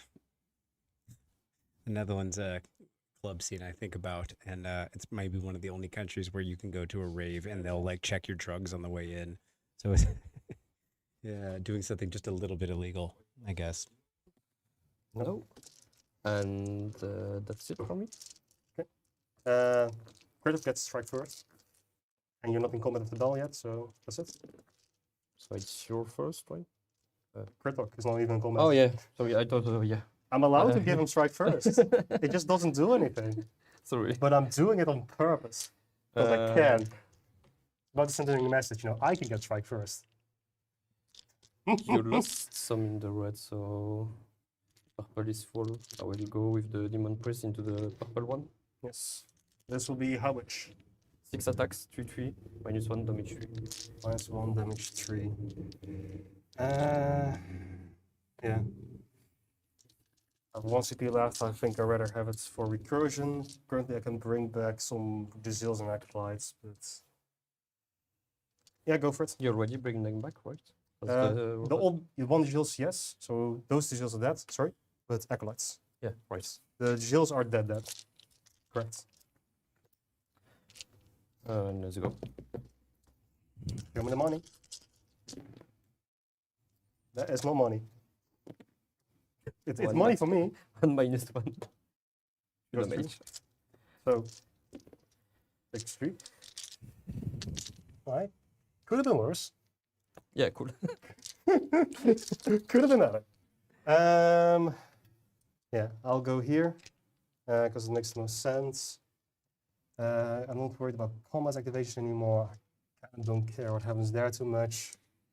But I'm also not too worried about this. I will admit. So I think I go with the purple. And just see what I can pile in just to annoy you. And I think it's a little bit, but not a much. So get a itty bitty bit closer to you. So get 2 guys extra in with the pile in. And the back 4 will still remain out. So the 4 are out.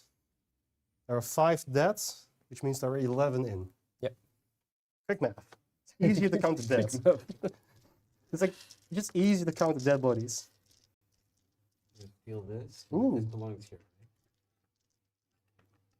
Yeah. Cool. I'm just trying to cheat a little bit. Wait a bit. A little bit. Oh, I forget. So it's the big one. Yeah, so this will be this unit. Oh, So no. be Wait, the defense right there. So. Yeah. This is me. So 11 in. I'm grabbing 16 dice. So this times 2 plus 1. And we'll be on 3s and 3s because Krittok. Rent 1 because neither you or I have charged.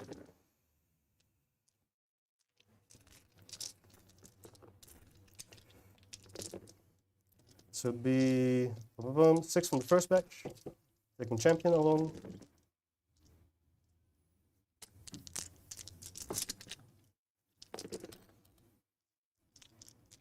Six plus 7 is 13 at rent 1.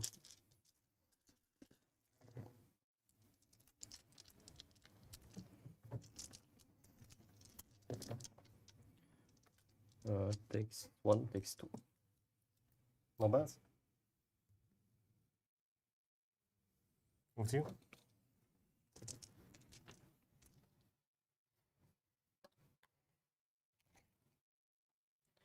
So, if anyone followed our game, the Nurgle push match of Adepticon round 3, you know, trying to stay positive about watching a Nurgle mirror match for me was admitting that it's not my psychographic profile for an army.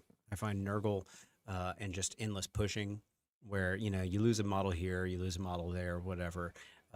It's just I don't know. It's difficult for me to stay engaged. So I think having Skaven here is a nice change, but it's also kind of the same story, especially when they're debuffed. When all the incoming attacks are debuffed the way they are, we're seeing a model lost here, a model lost there, and then we know it's coming back on the Skaven side. So to me, that's I think one of the reasons why I've always leaned towards Skaven. That's more alpha-y or can put out a lot of work, but maybe dies quicker. Just never been much of a grind kind of guy. Say what you want with that, but yeah, no, that's not what I meant, Tom. Yeah, but I just meant that matchup. I regretted actually because I technically chose that matchup, the Nurgle versus Nurgle, because I wanted to see one of the guys that was on the stream because he's got a YouTube channel and is a known entity. I wanted to have him on there, Raven Lane. I believe is his name, but then I didn't realize we were going to have to choose it at the risk of having a Nurgle mirror match. So that was more the point. But yes, yes, Tom, a little FOMO is totally fine. Let's see, what do you say? Yeah, we'd do a bat rep. Yeah, we could do a bat rep too. And would you say Gijs is an S tier opponent to have? Easily top 3 of my favorite opponents to play out of all current active players in our community. Ryan here from Adepticon. Oh boy. Well, we'll see how it goes. Hey, I think that was Nick typing that just now. So Nick was doing it too. You know, hey, Nicky Pots and Pans. We had a blast. It was a great time. And I would very much love to get some more opportunities to go abroad and do some more streaming. Let's see how the pushing's going. Yeah. Sorry for my little my breaking news. This is how I feel about push matches. Here we go. It's 3 missives. Is 5 at range 2. Over to you. Takes 1. Takes 2. Takes 2 or takes 3. 3 because he doesn't have the ward. Yes. Check. Then back to you.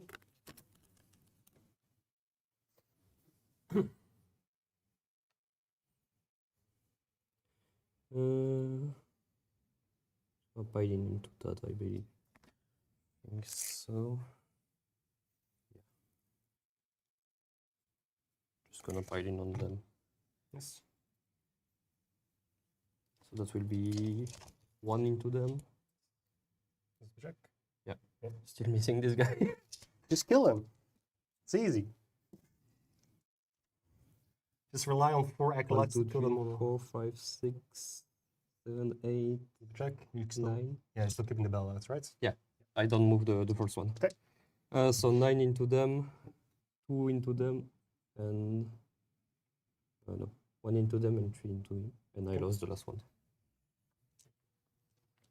2, 3, 4, 5, 6, 7, 8, 9. So that's on the purple one. No minus. Oh, nothing.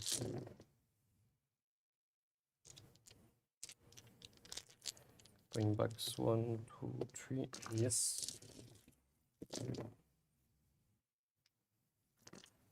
Takes 2, 4, 6, 8, 9.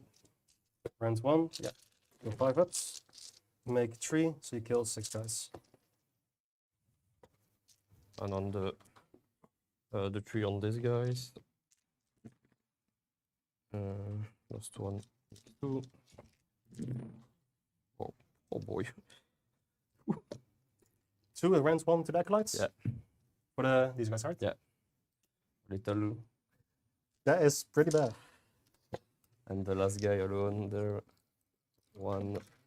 Only 1 minus 1. 5 up. Oh boy. You gotta do the flare. That's the secret. That's the sauce. It's over to me. Yeah.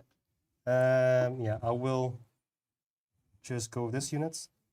This one's the first in the back. They have Oh. more model than the other one, right? Yes. I'm gonna hold out on this one. So I can pile it to here. Double check. I am holding 13 of Krittok. Yes. And everything is going to be Demon Prince. There are 3 deaths, 4 deaths. That means 16 guys alive. Means I need 4 dice here, not. This time 3. So 49 at 3 streets, rent 2, damage 1. Yeah, already paid for it. Yep. Not amazing so far. That is 7 from batch 1. Oh, that's looking spicier. 4, 5, 8 from batch 2, then including champion.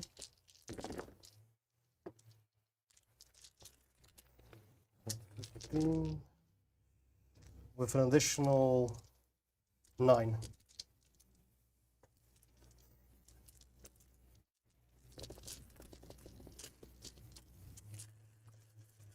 Four.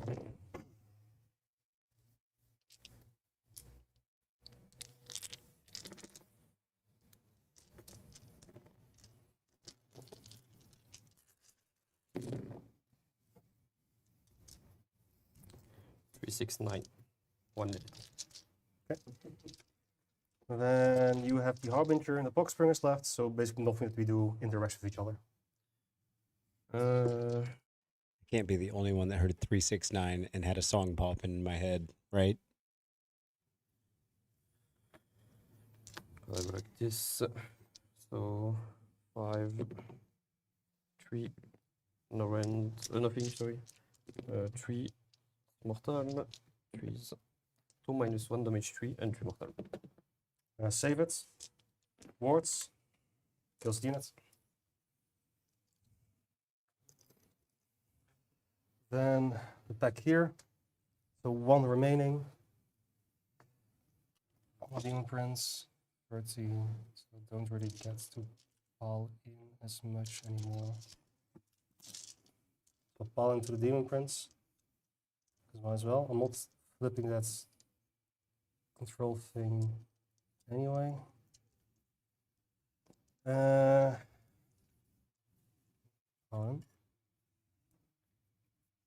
You know, yeah, looking rough for the rats. Yeah, there's a lot of output here. This is what I was worried about, getting on this objective. If they got that double with all the debuffs removed, this could be rough. I still think Skaven bounces back better than it looks, but there's a way to block off all those back objectives and everything so that it becomes rough. But again, these are teams lists, and both of these lists are not necessarily meant to be the big scores. They're meant to keep people from scoring, and I think we're going to see something roughly along those lines by the time we look at the end of this. Seppuku, I just don't feel like I can do the ooh woo. I mean, I can physically do it, but I feel like we need Nick to do it. So, I mean, if Nick, you're listening to this, you want to come into the room at some point and give us a good ooh woo, feel free. Let's listen to some more push matches. Let's see what we got. Enough. 2 against these guys. Yeah, rend 1 is enough. So Oh yeah. because they're 6 up, so 3 damage. Oh yeah, because you don't have Yeah, I'm symptoms. 6 up, so +1 is enough for me. Yeah, Tom, I agree with you. That's what I usually try to do with the Gnawhole as well, because they only got 3, and keeping it zoned out. What I used to do, you know me probably as being a forbidden power. Nice. We got it. Yes, we got it. There we go. But anyway, knowing that. I'm sorry, I probably scared the shit out of the other 2 guys, but anyway, so yeah. Oh, that was great. But anyway, yeah. I play Forbidden Power a lot, and I really like putting Shards of Elgar around a Gnawhole, and then you just it can't even fight it, so it just sits there and keeps them from getting to use one of their abilities. You try to keep the other ones off the board, remove them fast enough that they're not being able to put them out, and it stops that recursion. So very strong. But anyway, thanks for the ooh woo, Nick, and Seppuku. I hope you're happy. So, all right, let's listen. Go with them, I think. Yes, into the Acolytes. It's 1 HP each, right? 2. 2. And I cannot heal currently. Yeah.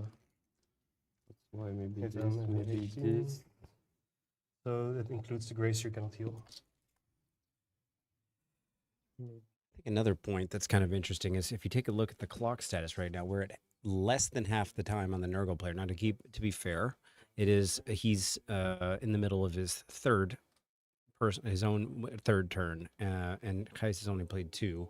But there is a lot of rolling that Gijs has had to do off turn as well.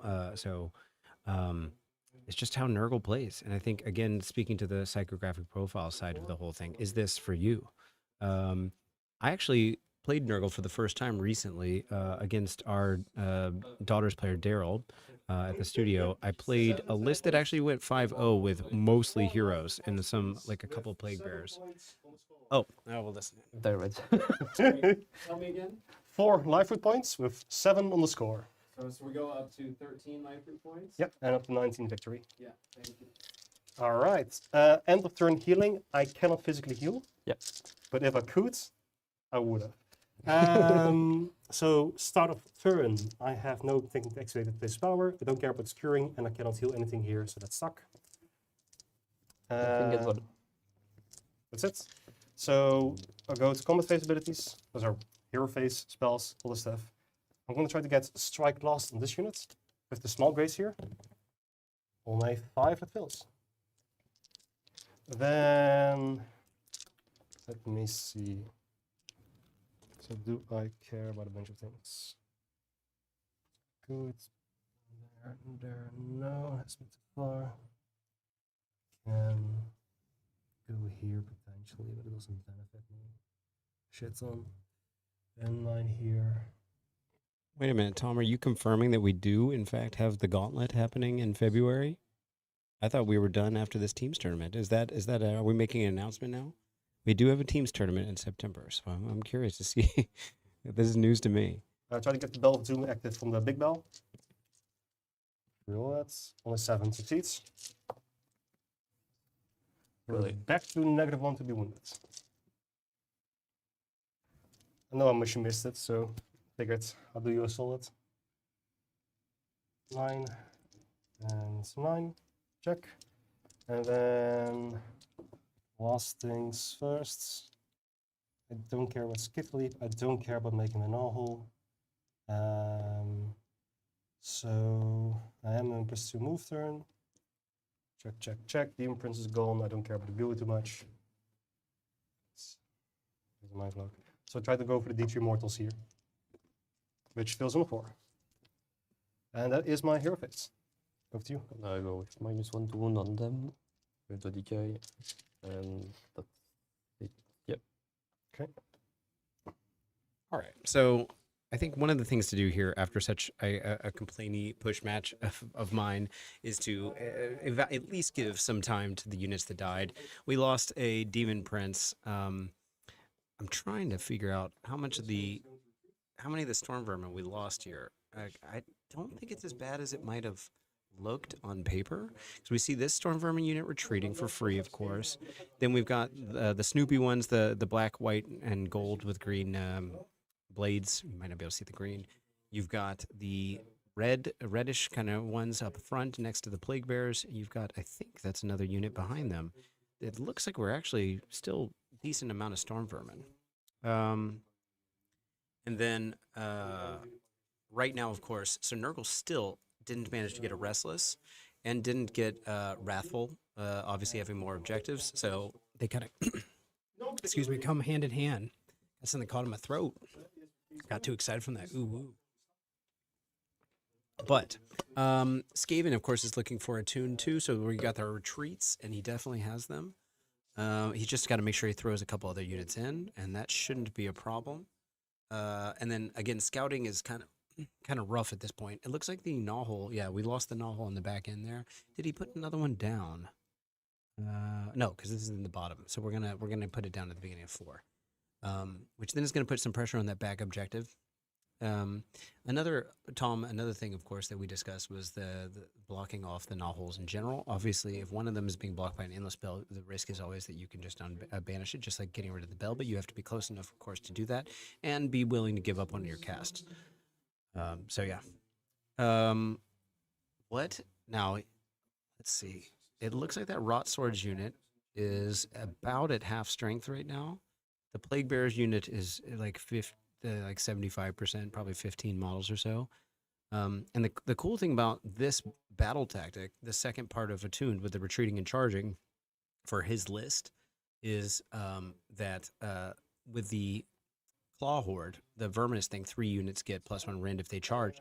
He wants to be charging. It's not just defensive with anti-charge, which you usually see with Stormvermin. So putting them up to -2 rend is good. If only he had that -1 ward from the furnace, as JP has discussed. But yeah, let's see what we I missed in the chat here. He says he's 99% done with making a new deal. I'm not even sure what that means. That sounds like you're done being at the hotel, but maybe it sounds like you're done with trying to find a second place. I don't know. It's all smoke and mirrors from my side here. Uwu was top class. I agree. It got a good chuckle out of me for sure. Definitely Adepticon energy. That's what I was feeling there. Let's see. Seppuku says 2 Würfelgötter teams for the event is huge for our club. Sounds amazing, Tom. I hope there will be good news soon.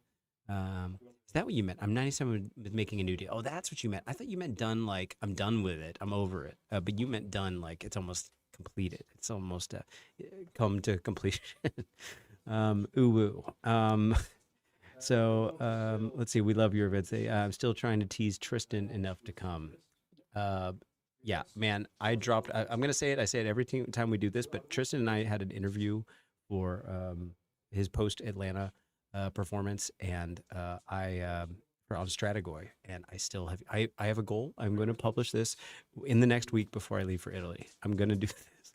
It's just a lot of editing because we had a lot of audio problems. So, and I've just keep getting behind. All right, let's listen in. I think we just had some shooting. I think this one gives me the morning mark. So shoot into him. So guard heroes on 4s and 3s. Yep. Should not have done that. So he misses. That's it. Shooting, guys. Don't have that. Okay, charging. Start with Krittok. On an 8. That's more than enough. So we just pop him along there. Yeah, fly. No, but I just go. I don't know. From there, that doesn't go through, but So 8 inches. yeah, no, the base fit behind. That's just why. Move a bit the green, the gray. But it's okay. Trust you. If you say it's good, I trust you. Sorry about that. Then the Black Stormvermin on 7. They make it. So you have no CP for counter charge. And that is. So I killed 6-8 of them. Not a lot. 7 I said.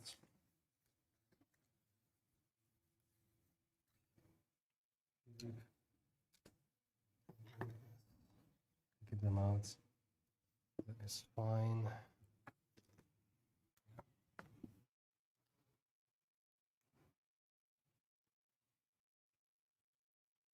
So creep your big guys there out. Yep.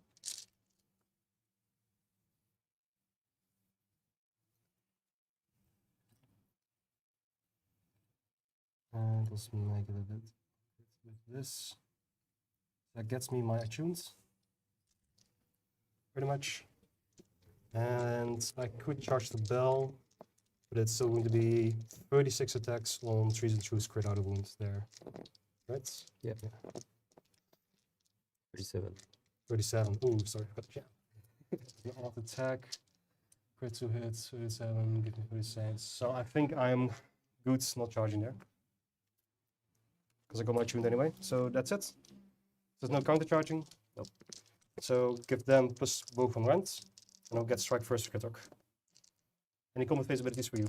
Plus 1 attack just in case you pile in. Yep. Because the one is on 2 up, the other is on 3 up. Depending which one. I don't have the other one. So is this the 2-up or 3-up? 2-up, The right? 2-up. The 3-up is an artifact that I don't have. Okay. Krittok has strike first. Yep. So I'll just pop him first. Get into obscuring, and I will target this unit. I am -1 to hit and wound. You tell me. No more twits, because I'm not on the objective or the cover. Okay. It's only -1 to wound. So 3s and 4s. Rend 3. 2 damage. Kill the guy. Then I go with the black pack of Stormvermin for my normal activation. So I keep this guy, big guy out, because I don't like him that much. No offense, but he's a bit stinky. No He's a bit offense. stinky. A bit, I mean, like, has he ever bathed? Sorry? Has he ever bathed? Does he know what a bath is? No.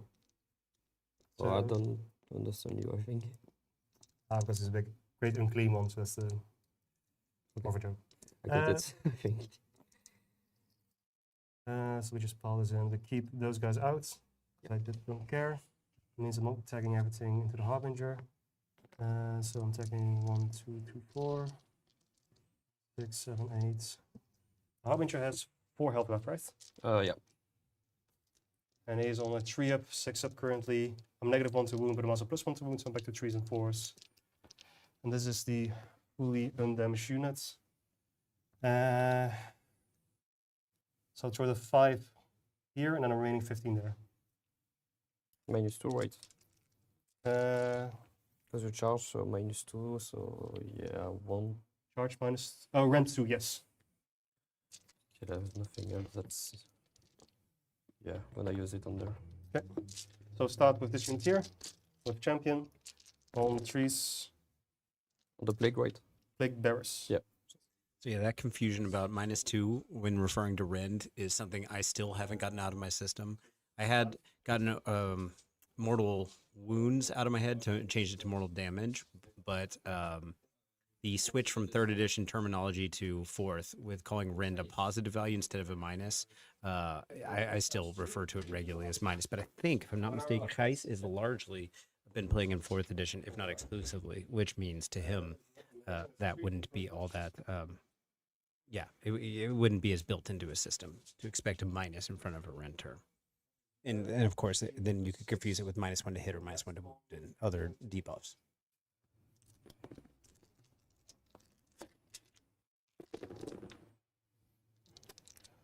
Six more.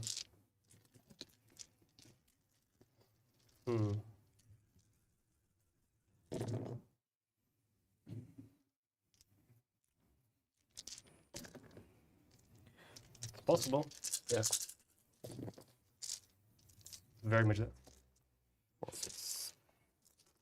And then you can go with plague bearers. All right, so we're down a hero. I don't know how much of a difference that makes. Obviously, you're down a priest, and just because we still got, where's Belga hanging? Oh, I see it right there. So yeah, we still have a priest in the list, so it's not like he just lost all of his access to that stuff. The guy is a priest, right? I'll have to double check. Pretty sure he still is. Sometimes they switch things up, like what they did with the what's her name, the Warsong Revenant. By the way, every single Sylvaneth list, I've been doing some meta analysis, every single Sylvaneth list at Worlds has a Warsong Revenant, if not 2, in the list out of 25 players. And then what was the other thing I wanted to mention up here? The new JHP Shendu mentioned. Yeah, I'm always excited for new rules. It makes up the season. I'm excited for whatever the follow-up is to Scourge of Ghyran, if we have a follow-up. Excited for the last 5 battle tomes to come out, assuming all those armies get books. Excited for just a 4th edition rounding out. I've been really happy with the direction the rules team's been going at recently with the obviously this past year with Scourge of Ghyran stuff, but also with just the battle tomes starting to have a unique kind of identity to themselves. Internal balance or maybe meta balance aside, I think it's definitely unquestionably heading in a better direction. And excited to see what comes.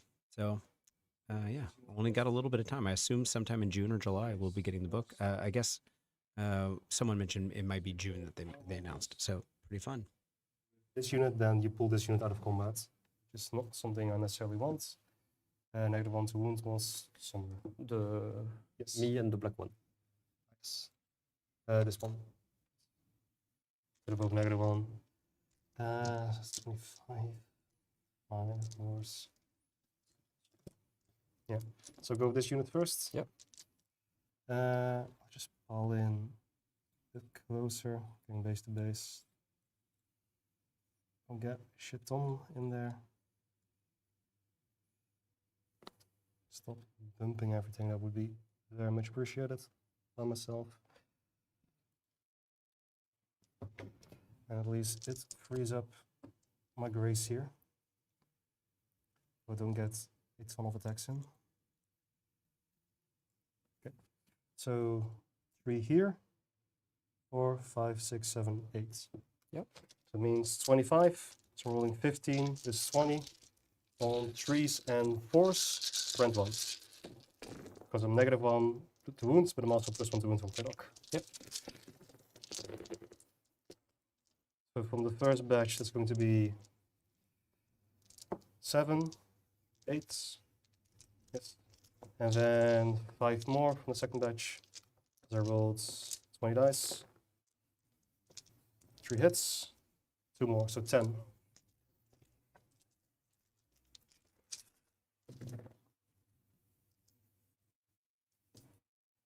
To them.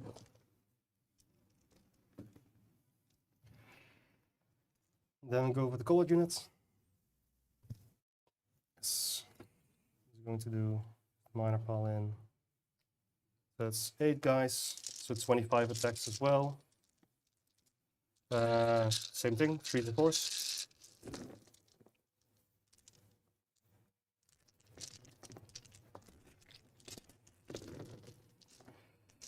That is 9 from the batch, and then the remaining 5 attacks. 2 more, so 11 total.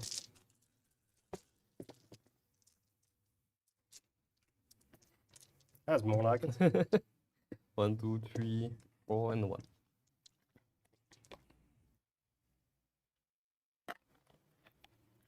I'm gonna give this 4 just in front of you. This one? 4 of this. Thanks. Thank you. I think that's it for the fight. Yes. So end of turn stuff. Your thing first. I will bring back a unit.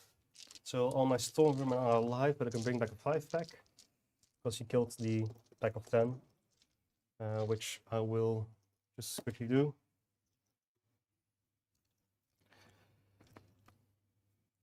And 86.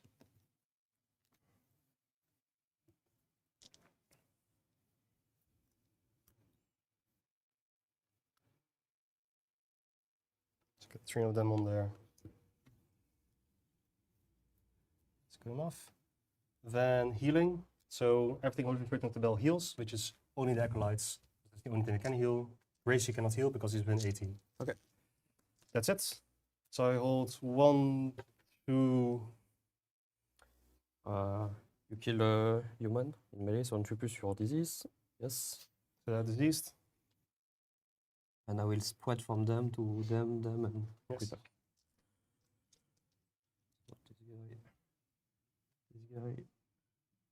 This and so let's go the black one, 2 mortals. You have 1? Yeah. I have him holding with 13, which I am not. I just killed 2. The purple one, Krittok, and the guys behind Krittok, so that's 2, 1, 1. 2, 1, 1. Yeah. So 2. Kill 1 guy. Doesn't matter much which. Actually it does because it's a banner. The 1 kills a guy. Krittok. Sorry, it's 1 Krittok. Takes it. Krittok takes 1. Tell me, how many? 3, 6, 7, 8, 4, 6, 8, 9. 2, 3, 4. You have this one, I have 9 in a banner. Do I have it? Do you have it? Yeah, I have it. So You're I have- 9, 3, 6, I have 9, 9. Yeah. and I have 3, 6, 9 and the banner. Yep. And the bell is not within. So I scored 3 from the life root points. 1, Yeah. 2, 3, and then 5, 10 the primary. Did I forget anything? Yes, Krittok. A damage. Okay. So I scored 10 points and I get 3 life roots. Because I got attuned. Yeah. Then we go to round 4. 1. Gonna So keep I'm it. back to -1 to hit's turn. Still the underdog, I can point back one model right there. Yes. Start of I don't have anything. Back this one. Take +1 to cast with Belga. Yes. And this one back. My own spell first. I have one thing. That's Yeah. the The Gnawhole. No. Yeah, sorry. I was a bit too fast. maybe I was just a bit slow. We never know. We never know. So that is completely tied up. So I don't mind it here. Because the pocket match doesn't move much. Maybe outside of 1. So I'm fine just attacking it here. Anything else? No, negative. So I'm gonna go with his own spell first. On the 7, so that's a 9. Try to unbind. Got it. So 1 mortal for everything. And I'm gonna adjust This. 1. Exits. The Grace here. Exits. Krittok. Exits. Coloreds. Wardsets. This units. Exits. The pack there is probably even 18. So, take 1. And the bell, Wardsets. Scream, another bell, Wardsets as well. And then I think those guys. Yeah. Just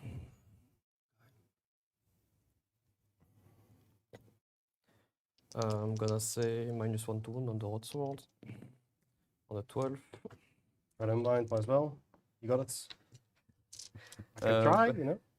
Doesn't cost me anything. Belga will stack just some points. Good girl.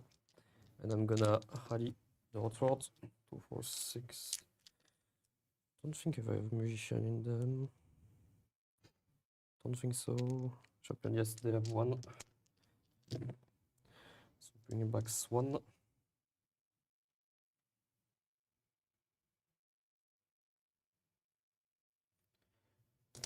Pay for it. I don't have anything else. No. Me. Clasps again. Just close this off with primary. So you don't charge on at the van that way. Makes it a bit more difficult to get more models on there.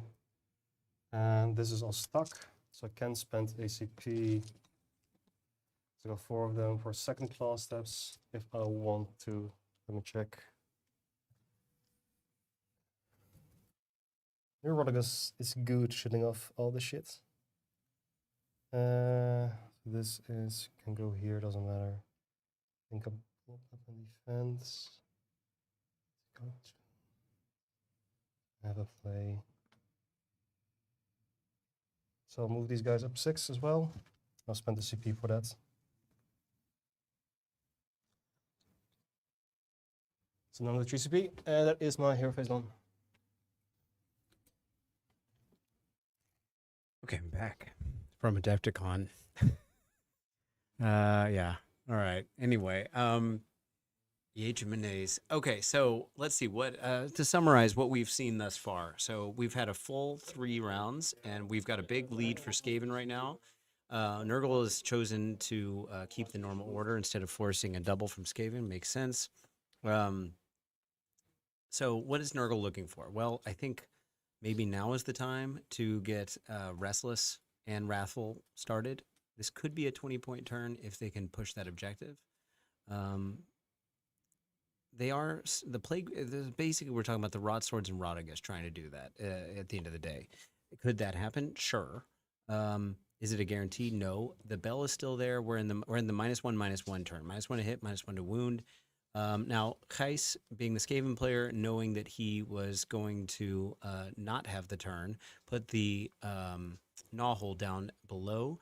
And yes, we could see those pox wretches walk over there and try to hit it and just be on Gnawhole duty, if you will. But we'll see if that actually is the way to go, or if they hit that or whatever. But in any case, it's if they do end up taking it out, then they, it just means another Gnawhole next turn, and then we're going to keep playing this kind of cat and mouse game, as I've referenced a little bit about life roots points in general. As far as life roots points are concerned, if I've got the correct totals, Nurgle is going into this round with a lead anyway, so they're guaranteed to get that those extra 2 points. So Skaven walking behind is, it's its thing. What else are we looking for here? So if I'm not mistaken, we've only lost that one, what's it called, unit of, it looks like he's running over there. Yeah, definitely. Nurgle is not that fast. We've only lost that one unit of Stormvermin. It was the small unit. I'm not 100% sure on that, but I think that's what I understood. And then it's just a matter of attrition still. The Plague Bearers have crit mortals. They can do some work, but they can also whiff pretty hard. And the Rotbringers, kind of fulfill their function, but are they enough to peel that objective off? I actually think Rodriguez can do a lot of the work here. And did he get his spell off? I think he did. Actually, he did? Okay. So, yeah, not healing is obviously a thing. Well, we'll have to see. We'll have to see how it goes. I'm going to check in with the chat real quick here. Seppuku watched every game. I remember you being a part of them, the Dutch-American re-imports on the casting table. Yes, that is, in fact, more or less the vibe. But notice seeing dinosaur saucers. Okay. Sad. What are dinosaurs? What are we referring to? Never saw that show. Dino Riders was fantastic, and that's more or less what we could be getting with a cool update to Seraphon. That'd be fun.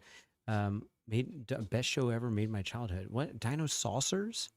All right. Then let's see. Tom said, what I hate about these temperatures?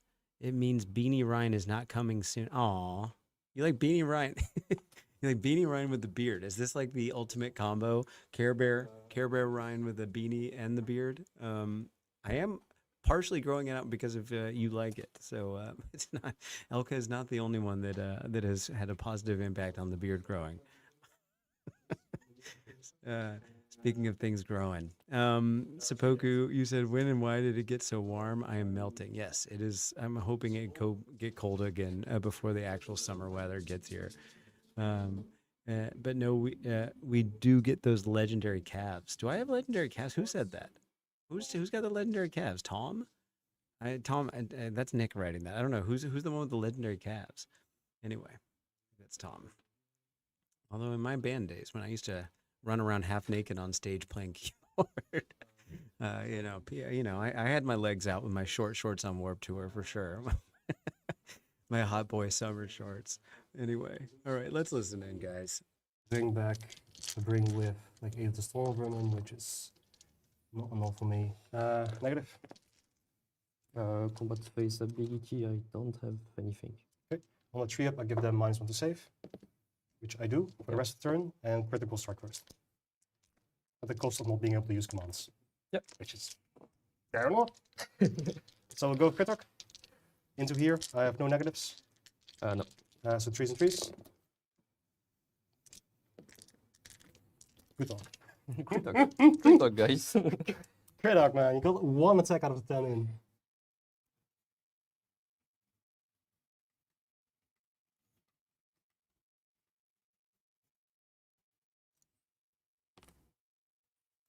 Annoying boy there.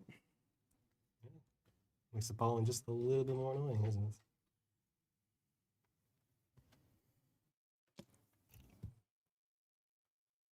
Three, 6, 7, 8, 9, 10.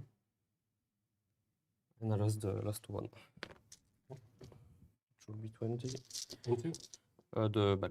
Okay. You're -1 to hit, not into wounds, and I will use an all defense here.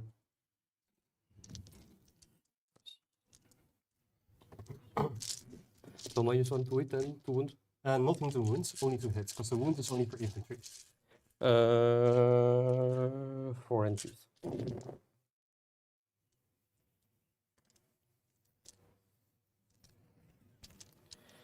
crits.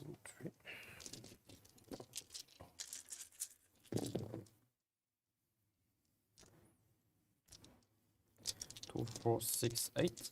Friend ones for 4 ups. That is atrocious. 5 ups. That is better. He takes 3. The Golden Wards.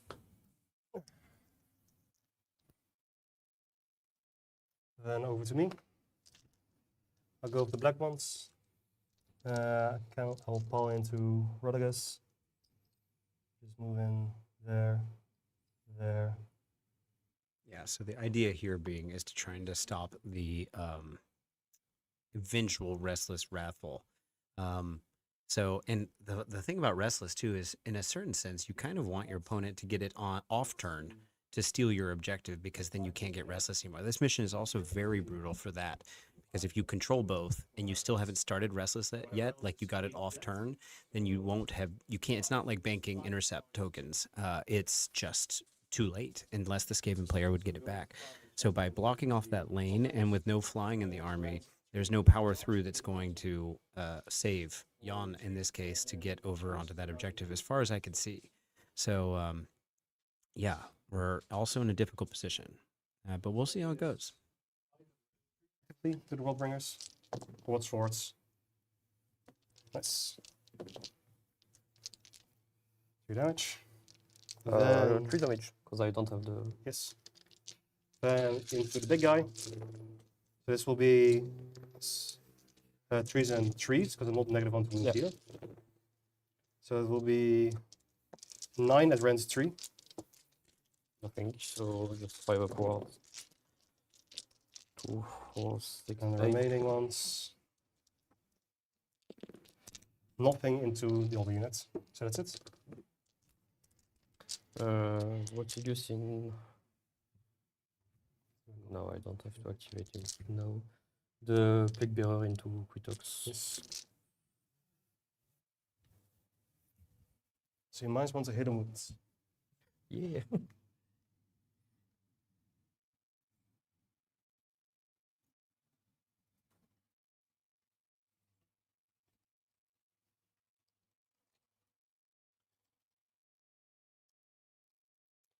So 3, 6, 7, 8, 9, 10, 11.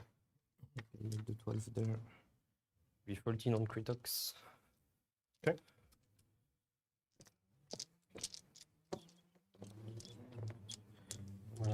Just pull these dice to this side because they're all disease anyway.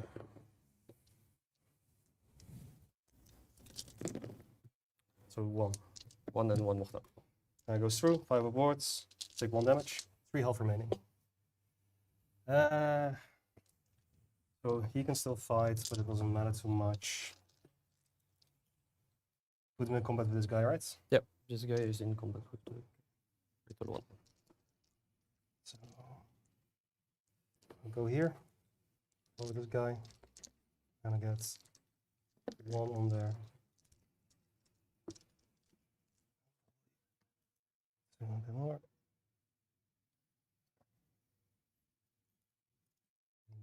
Do have to remain in combat. So this will be 1, 2, 3, 4, 5, 6, 7, 8, 9, 10 guys into the Plague Bearers. Yep. So I'm rolling 20 dice here. So it'll be 31 attacks on 3 to 3s. And this guy does need to be coherent. So move back a little bit.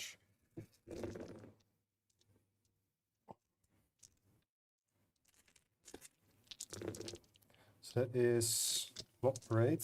6 from the first batch. And then the remaining 11. 6 plus 6 is 12 into the disease guys. Little demons. Everything is full, so 1, 2, 3, 4, and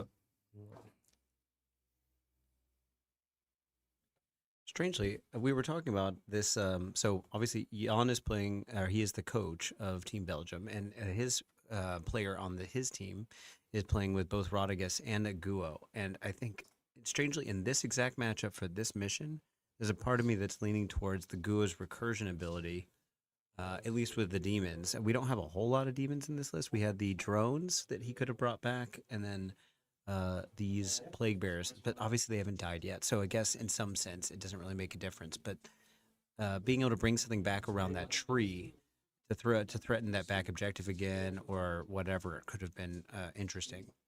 I don't think it would make a huge difference, but it's definitely a bit of tech that would help rival what's going on with the Skaven and their future recursion. But obviously he's playing around the Gnawholes in such a way as to make sure that the Gnawholes are only being used as kind of a deterrent for a unit or those endless spells to being able to go somewhere else. And if I'm not mistaken, the only way he could have cast those endless spells was with Rodriguez himself. So unless you bring Rodriguez down or you banish the endless spells, they're not going away. So that's another kind of trade-off there. Yeah, let's listen and see what's going on with the slapback. Which does not make here and there, so I need to move this one. Does not make here and there. So basically, I'm losing the banner. Okay, and in that case, there we go. Yes, something like that. Okay, then the black infalt, so the 4 guys there, and this all here, but this is basically done, so I am the only one with combat stuff left. So go with these 4.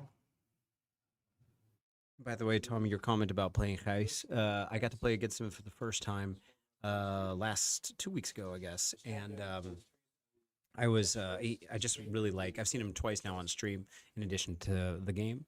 Just really impressed with how transparent he is. He talks about what he's thinking about, what he's talking about. His intention is very clear. So I would agree. I think that's very nice to see. And there are a lot of players at that competitive level that like to be transparent, but I think he goes out of his way to be as clear as possible and still also playing a very good game. So it's very nice. Next, into this unit. I cannot really pull in. Keep dumping this shit, moving shit out of. Nope. This should be all into this guy on 3s and 3s. And then I need to roll a couple more dice after this. So 21, so 2 more, because champion. And 3s. So it'll be 5, 10, 11.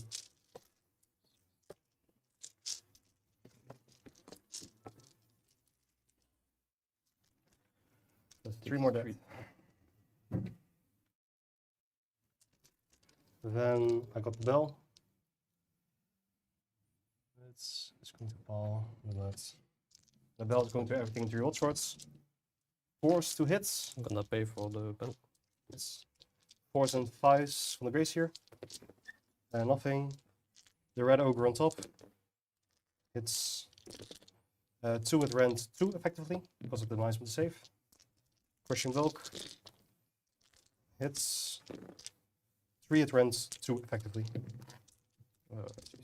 2 damage apiece because he did not charge.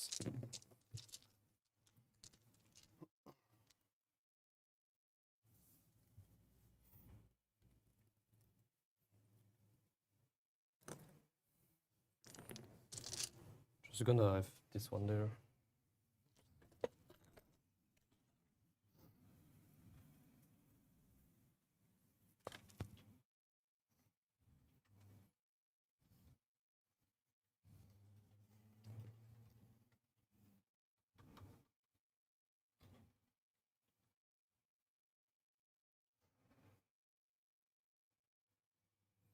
Just gonna lost 1. That's 13 into him.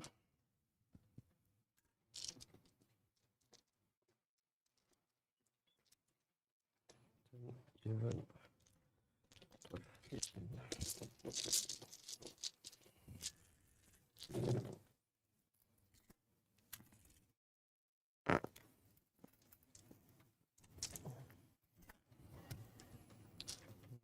Good.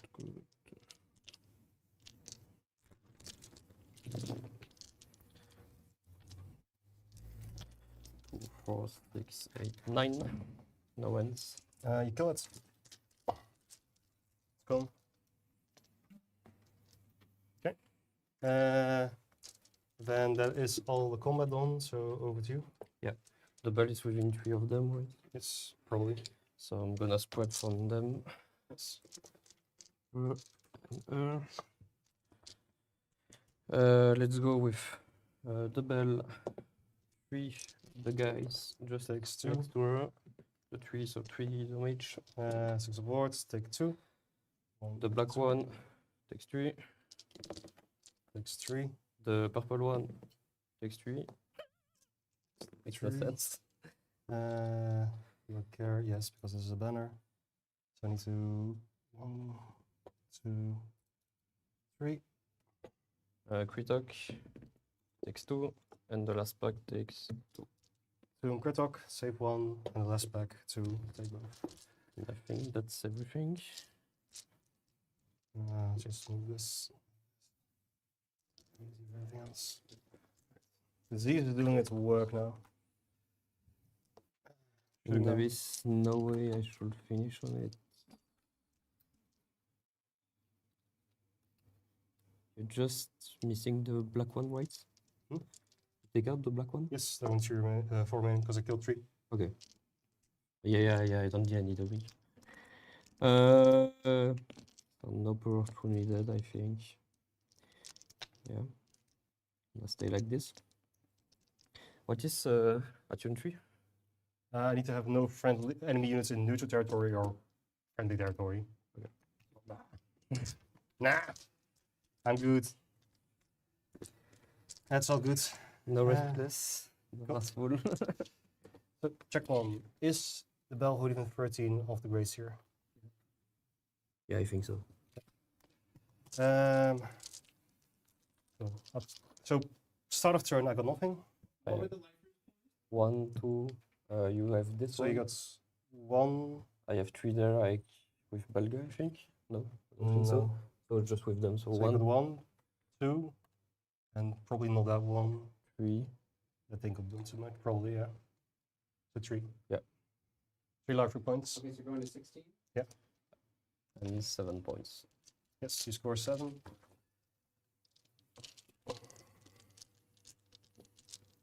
So you're to 26. So I'm an 8-point lead. If you flip that, then you basically score 20 next turn, which is 46. So if I can score 5 and 5, I need to do something more. Okay. I'll try to make the bell a Gnawhole. Builds. Main 1.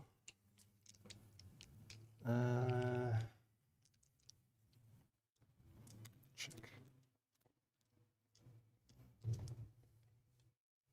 9.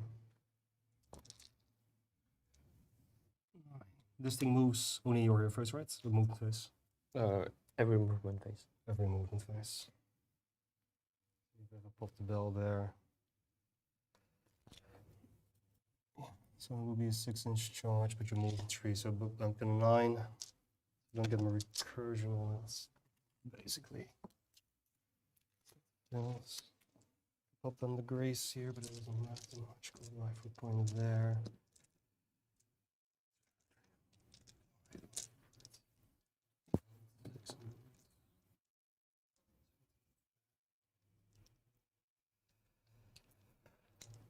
Jezzails not gonna make it. Okay, the small grace here. I don't know. I'll go for strike last in your rock swords with the grace here, small one.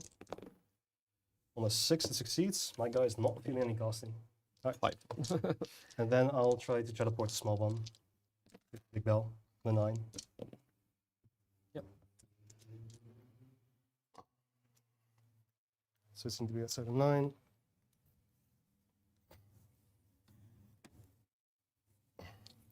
I'll take a life root point right there. Thank you very much. Then everything's in combat. I can ready that unit. It's fine. Krittok has a strike first. Yeah. I think I ready the injured pack there in the back. Can't. Never mind. True. Okay, that's it. An air phase for me. I don't have anything you can go. Okay. Movement. So don't get. Okay, so yeah, bottom of 4. He's got what, a 12-point lead right now, trying to catch up on life root points with that teleport, getting something over there. Obviously, there's nothing too charged to put that Grace here on the objective, so that's not going to happen. He's they just discussed, Attuned 3 is not really on the table. Scouting 2 also not. So we're looking at yeah, mitigating points for the future, trying to get some life roots up. How many more does he? He's gonna have to get 6 in order to get the 2 extra points this turn. And even if he only gets 5, it forces Jan, if he goes first next turn, to have to score at least 1, which is kind of an auto, which is a guarantee. So tricky. This might come down to, and because I think the war of attrition that is going to be starting Restless Wrathful for a 20-point turn next turn is going to come down to whether or not Wrathful will be able to go off and not Restless. I think Restless is almost a foregone conclusion at this point. There might be a version of reality where he can survive long enough to keep that from happening. If he does, I think it's a clear Skaven win. If not, then it's going to be up to kind of how he plays this. Stopping Wrathful is a big deal. The risk, obviously, too, for Restless, making a new Restless, is if he does take that other objective at some point before Nurgle gets to go. So either if Skaven has a double and does it next turn, the beginning of 5, or if he does it now somehow, which I don't see happening, then there's the risk that the home objective that used to, of course, be Nurgle's ends up getting taken by Skaven. Or sorry, that Skaven gets it back, or they get it, and then Nurgle takes it back because they've only got a couple models on it or whatever. So, I don't know. We'll have to see. But as kind of predicted, this game is dangerous, close enough to be worrisome. Again, if you're in a team's mentality, it's close enough to also not be a problem from the Skaven perspective. And I think Nurgle is also goes into this mission knowing that they've got a rough time with these battle tactics on this mission. So they're both doing well. You know, I think they're doing what they can to make it work. It's just a matter of exactly how things play out. And then again, to this point of about attrition and grindiness with the way these two armies are playing. A lot of times in statistics, we talk about law of large numbers. And so one of the things that these attrition armies are doing is forcing lots of rolls. And so then the more you're rolling, the closer you get to an average expectation. So it's less dicey in that sense. And so maybe that's something else about the psychographic profile of playing a grindy army, is that you know that you are getting your averages more likely and you're less spiky. And I mean spiky in terms of variance, not in terms of Spike, Johnny, and Timmy for the psychographic profiles. But yeah, so interesting. I'm curious to see how it plays out. I don't think there's been any wounds put on Rodriguez at this point. So here we go. We got Nick coming in. 20 minutes left, and we got 7 minutes. Yeah, that's about right. So under 7 on Nurgle. Let's listen in. Jezzail into your rots. Poison trees. 1 hit, 1 outer wound, 1 rend 2. Rots. 2 damage. Okay, take both. So this one already shooting, so we don't care. Acolytes, shooting chain units, 3s and 3s. All hits. And 4s, right? It's also shooting? Yeah. Okay, then 3s and 4s. 2, rend 2, because you're infantry. For 2 damage, because you're not 10 or more models. Krittok is going to shoot in combat on 3s and 3s this time, yes. Hits, yes, rend 2 for 3 damage. Take 1.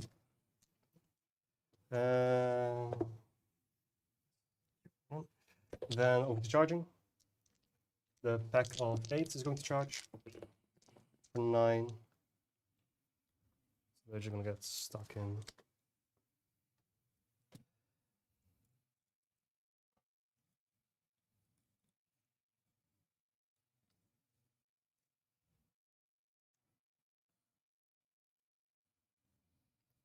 That is it. And double check. All good there. Yeah. What else? I can charge the Bell of Doom if I care. Keep shit in combat. Doesn't matter. Bell of Doom. Charge the Bell of Doom. For 6.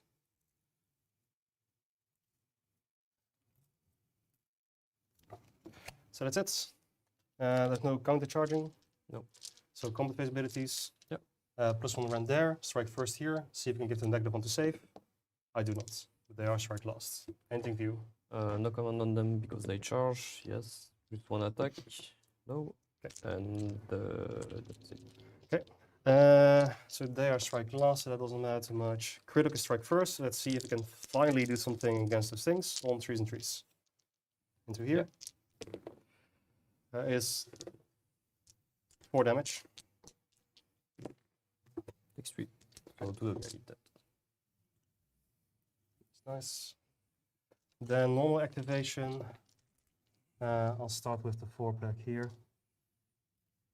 I do not believe. Where does compound to the other one? Start with the 8-pack. Okay. Just do the 8 dice. All into you. So be 3s and 4s. 25 attacks. Rend 2. Any reactions? No. Okay. Just -1 to 1. Wounds, right? Yep.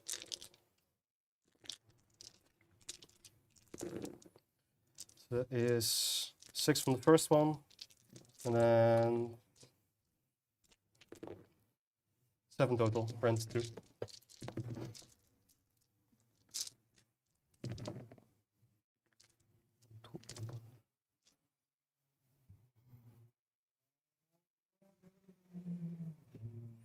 Yeah, I have to. Wait. To bring me back in the.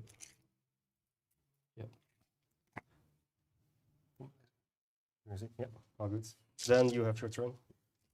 So this one is strike last, so this one or what you use. Yes. So -1 hit and wound. You have no negatives on the bell, Bell of Doom, and only -1 to hit on the Screaming Bell. Out of the mage 2 there and 3 there. Okay. So out of the 2 into the black one. Yes. So -2 damage 2. -2. So it goes through, so it kills the units. Wait. Or when are we done? Everything here is disease except that one. Oh yeah, and this one, but I So the don't purple think that's within 9, so on purpose I'm gonna give them. Yes.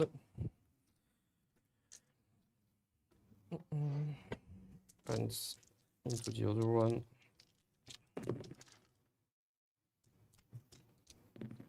That's 1 -1. Saved. Okay. I'll go with the Screaming Bell. I think. No, I go here. So the 5-pack. Found it. 16 3s and 3s. Round 1. Into this unit. See if we can finally finish it off. Well, it's going to be 7. The 1 wound remaining. The units. 1, 2, and 1. And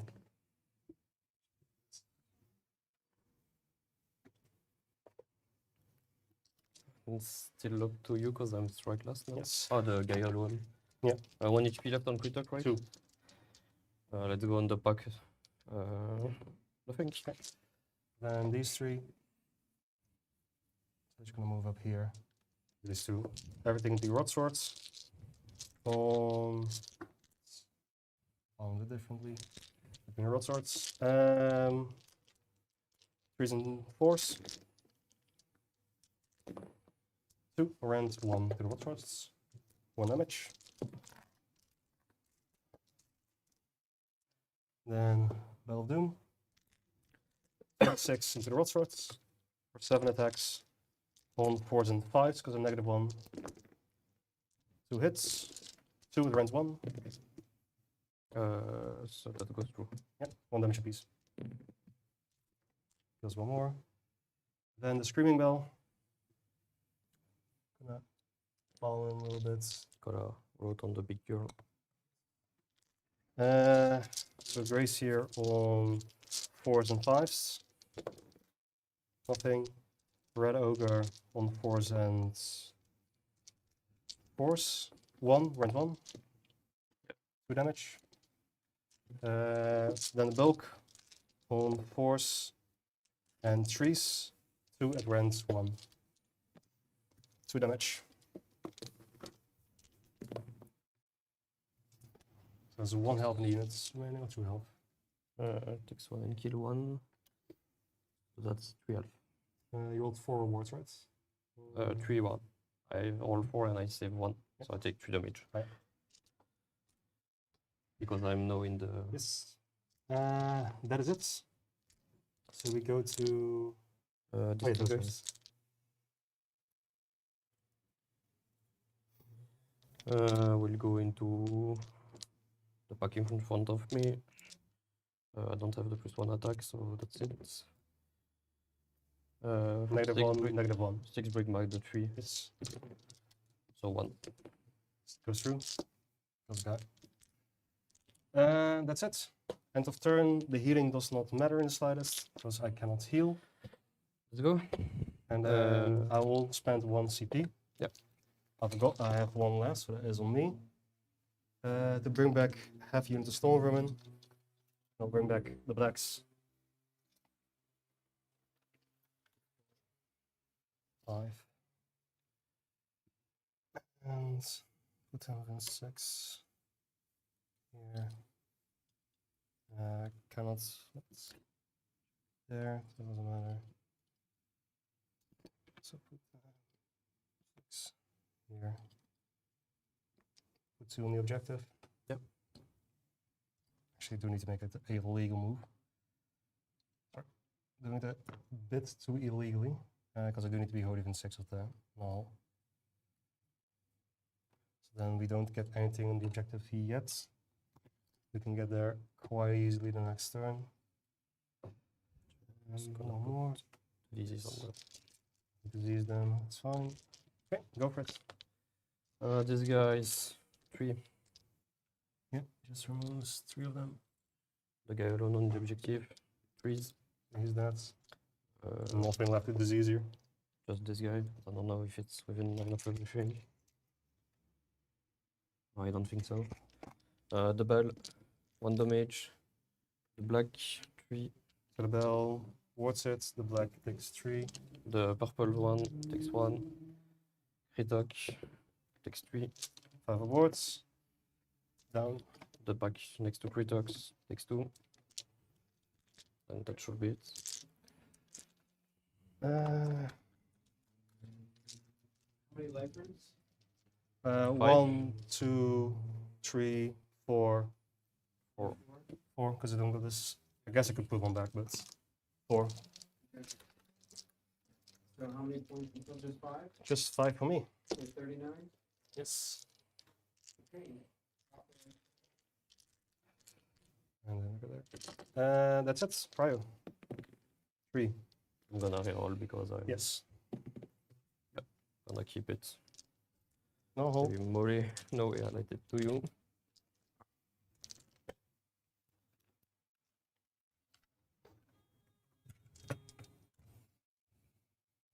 We're doing this shit again.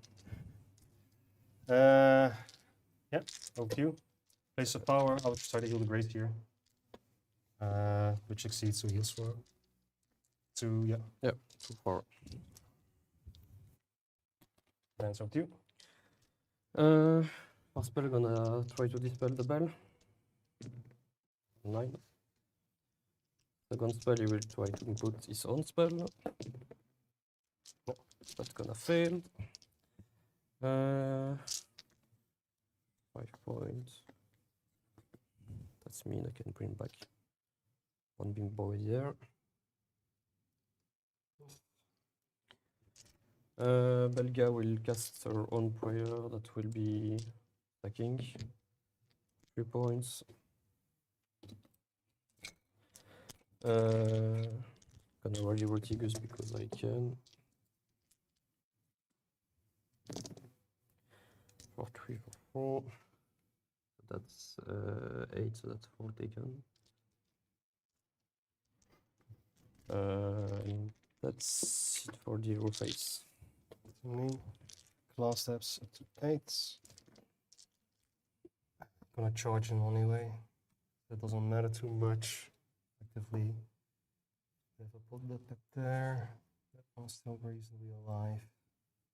So the basic only thing that matters is can you flip this? Move up to 8. Maybe it's at 3 here.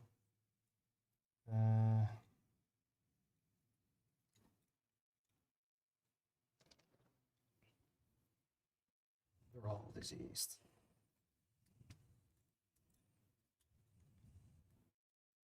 There we go. Pop, pop, pop. This one is yours.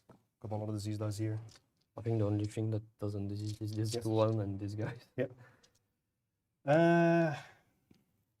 And I can ready this one now. I can choose to heal. No, I have to remove disease if I do that. Yep. Right? 5. So worth it. Probably. But you diseased them at the end of the turn anyway. Pretty much. Mhm. So I don't think it's worth it. Because they're gonna get diseased. Over to you. Okay, so we're running out of time. And unfortunately, it occurred to me we only have 15-minute break between the rounds today, so it means I'm not going to get to do an interview with these guys. Maybe I can squeeze one in tomorrow or later tonight, depending on energy level. We'll see. I feel bad about that, but it is what it is. Yeah, there's a part of me, I don't know if it was shut off, but there was a part of me that thought, because those Pox Wretches just moved up here at this moment. If there had been a hero phase skitter leap just now to take that objective with maybe the bell or something. I don't know if it would have been physically possible with 9, but now Jan is obviously trying to protect that objective from that happening, especially with the Gnawhole threatening it back there. Yeah. So if this is a 20 per turn, then he goes to 46, and then, sorry, I got to sneeze. Excuse me, guys. If he does manage to, yeah, this is a redeploy here, I think. Yep. If he does manage to take this, then 20-point turn, and then we're looking at needing, that's 46, and then we're looking at needing, yeah, a 7 points to come back, or to tie, or 8 points, and then he would be leading on, Gijs would be leading on battle tactics by 1. So we'll have to see, but let's listen. 10 left or 10, 10 left. total? No choice. Yes. Because you are 10, and how many? 5 plus 7 here with a banner, that makes 8. And then all those ones, potentially those ones. The whole one's garbage. So on the charge, on the purple one, no. These guys.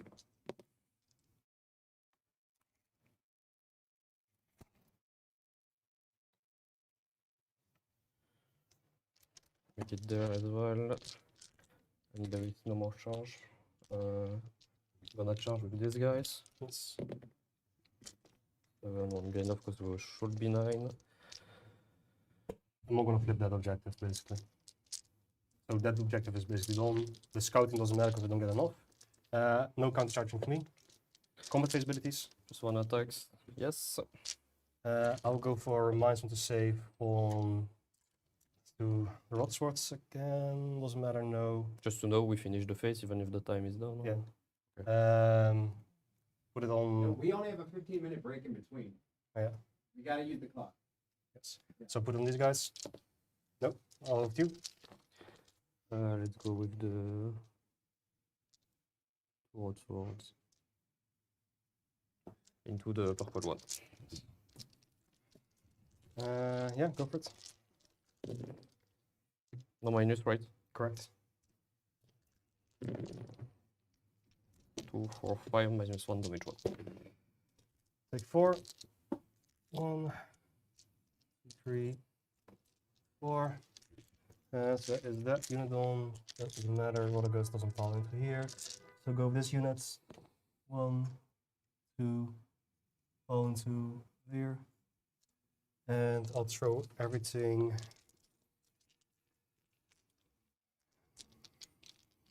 Doesn't matter. Your hero has 8 health total, right? Yeah.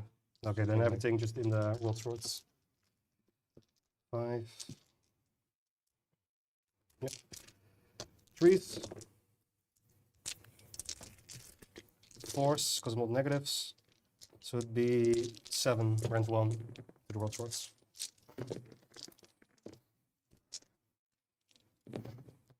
Next one.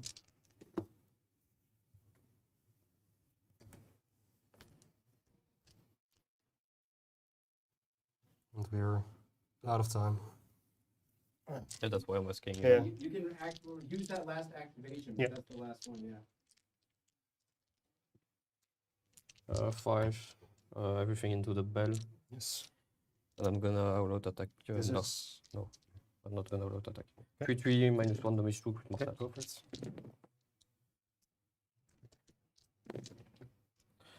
That's 1 -1 damage 2. Goes through. So 4 mortals. That takes 2. 7 damage taken. So it has 8 remaining. And then it's over to me. With this unit. Fall in. Throw everything into the rod sword.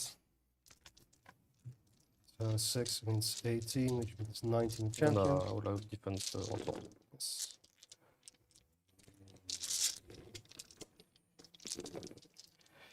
That is going to be 7 at rend 1.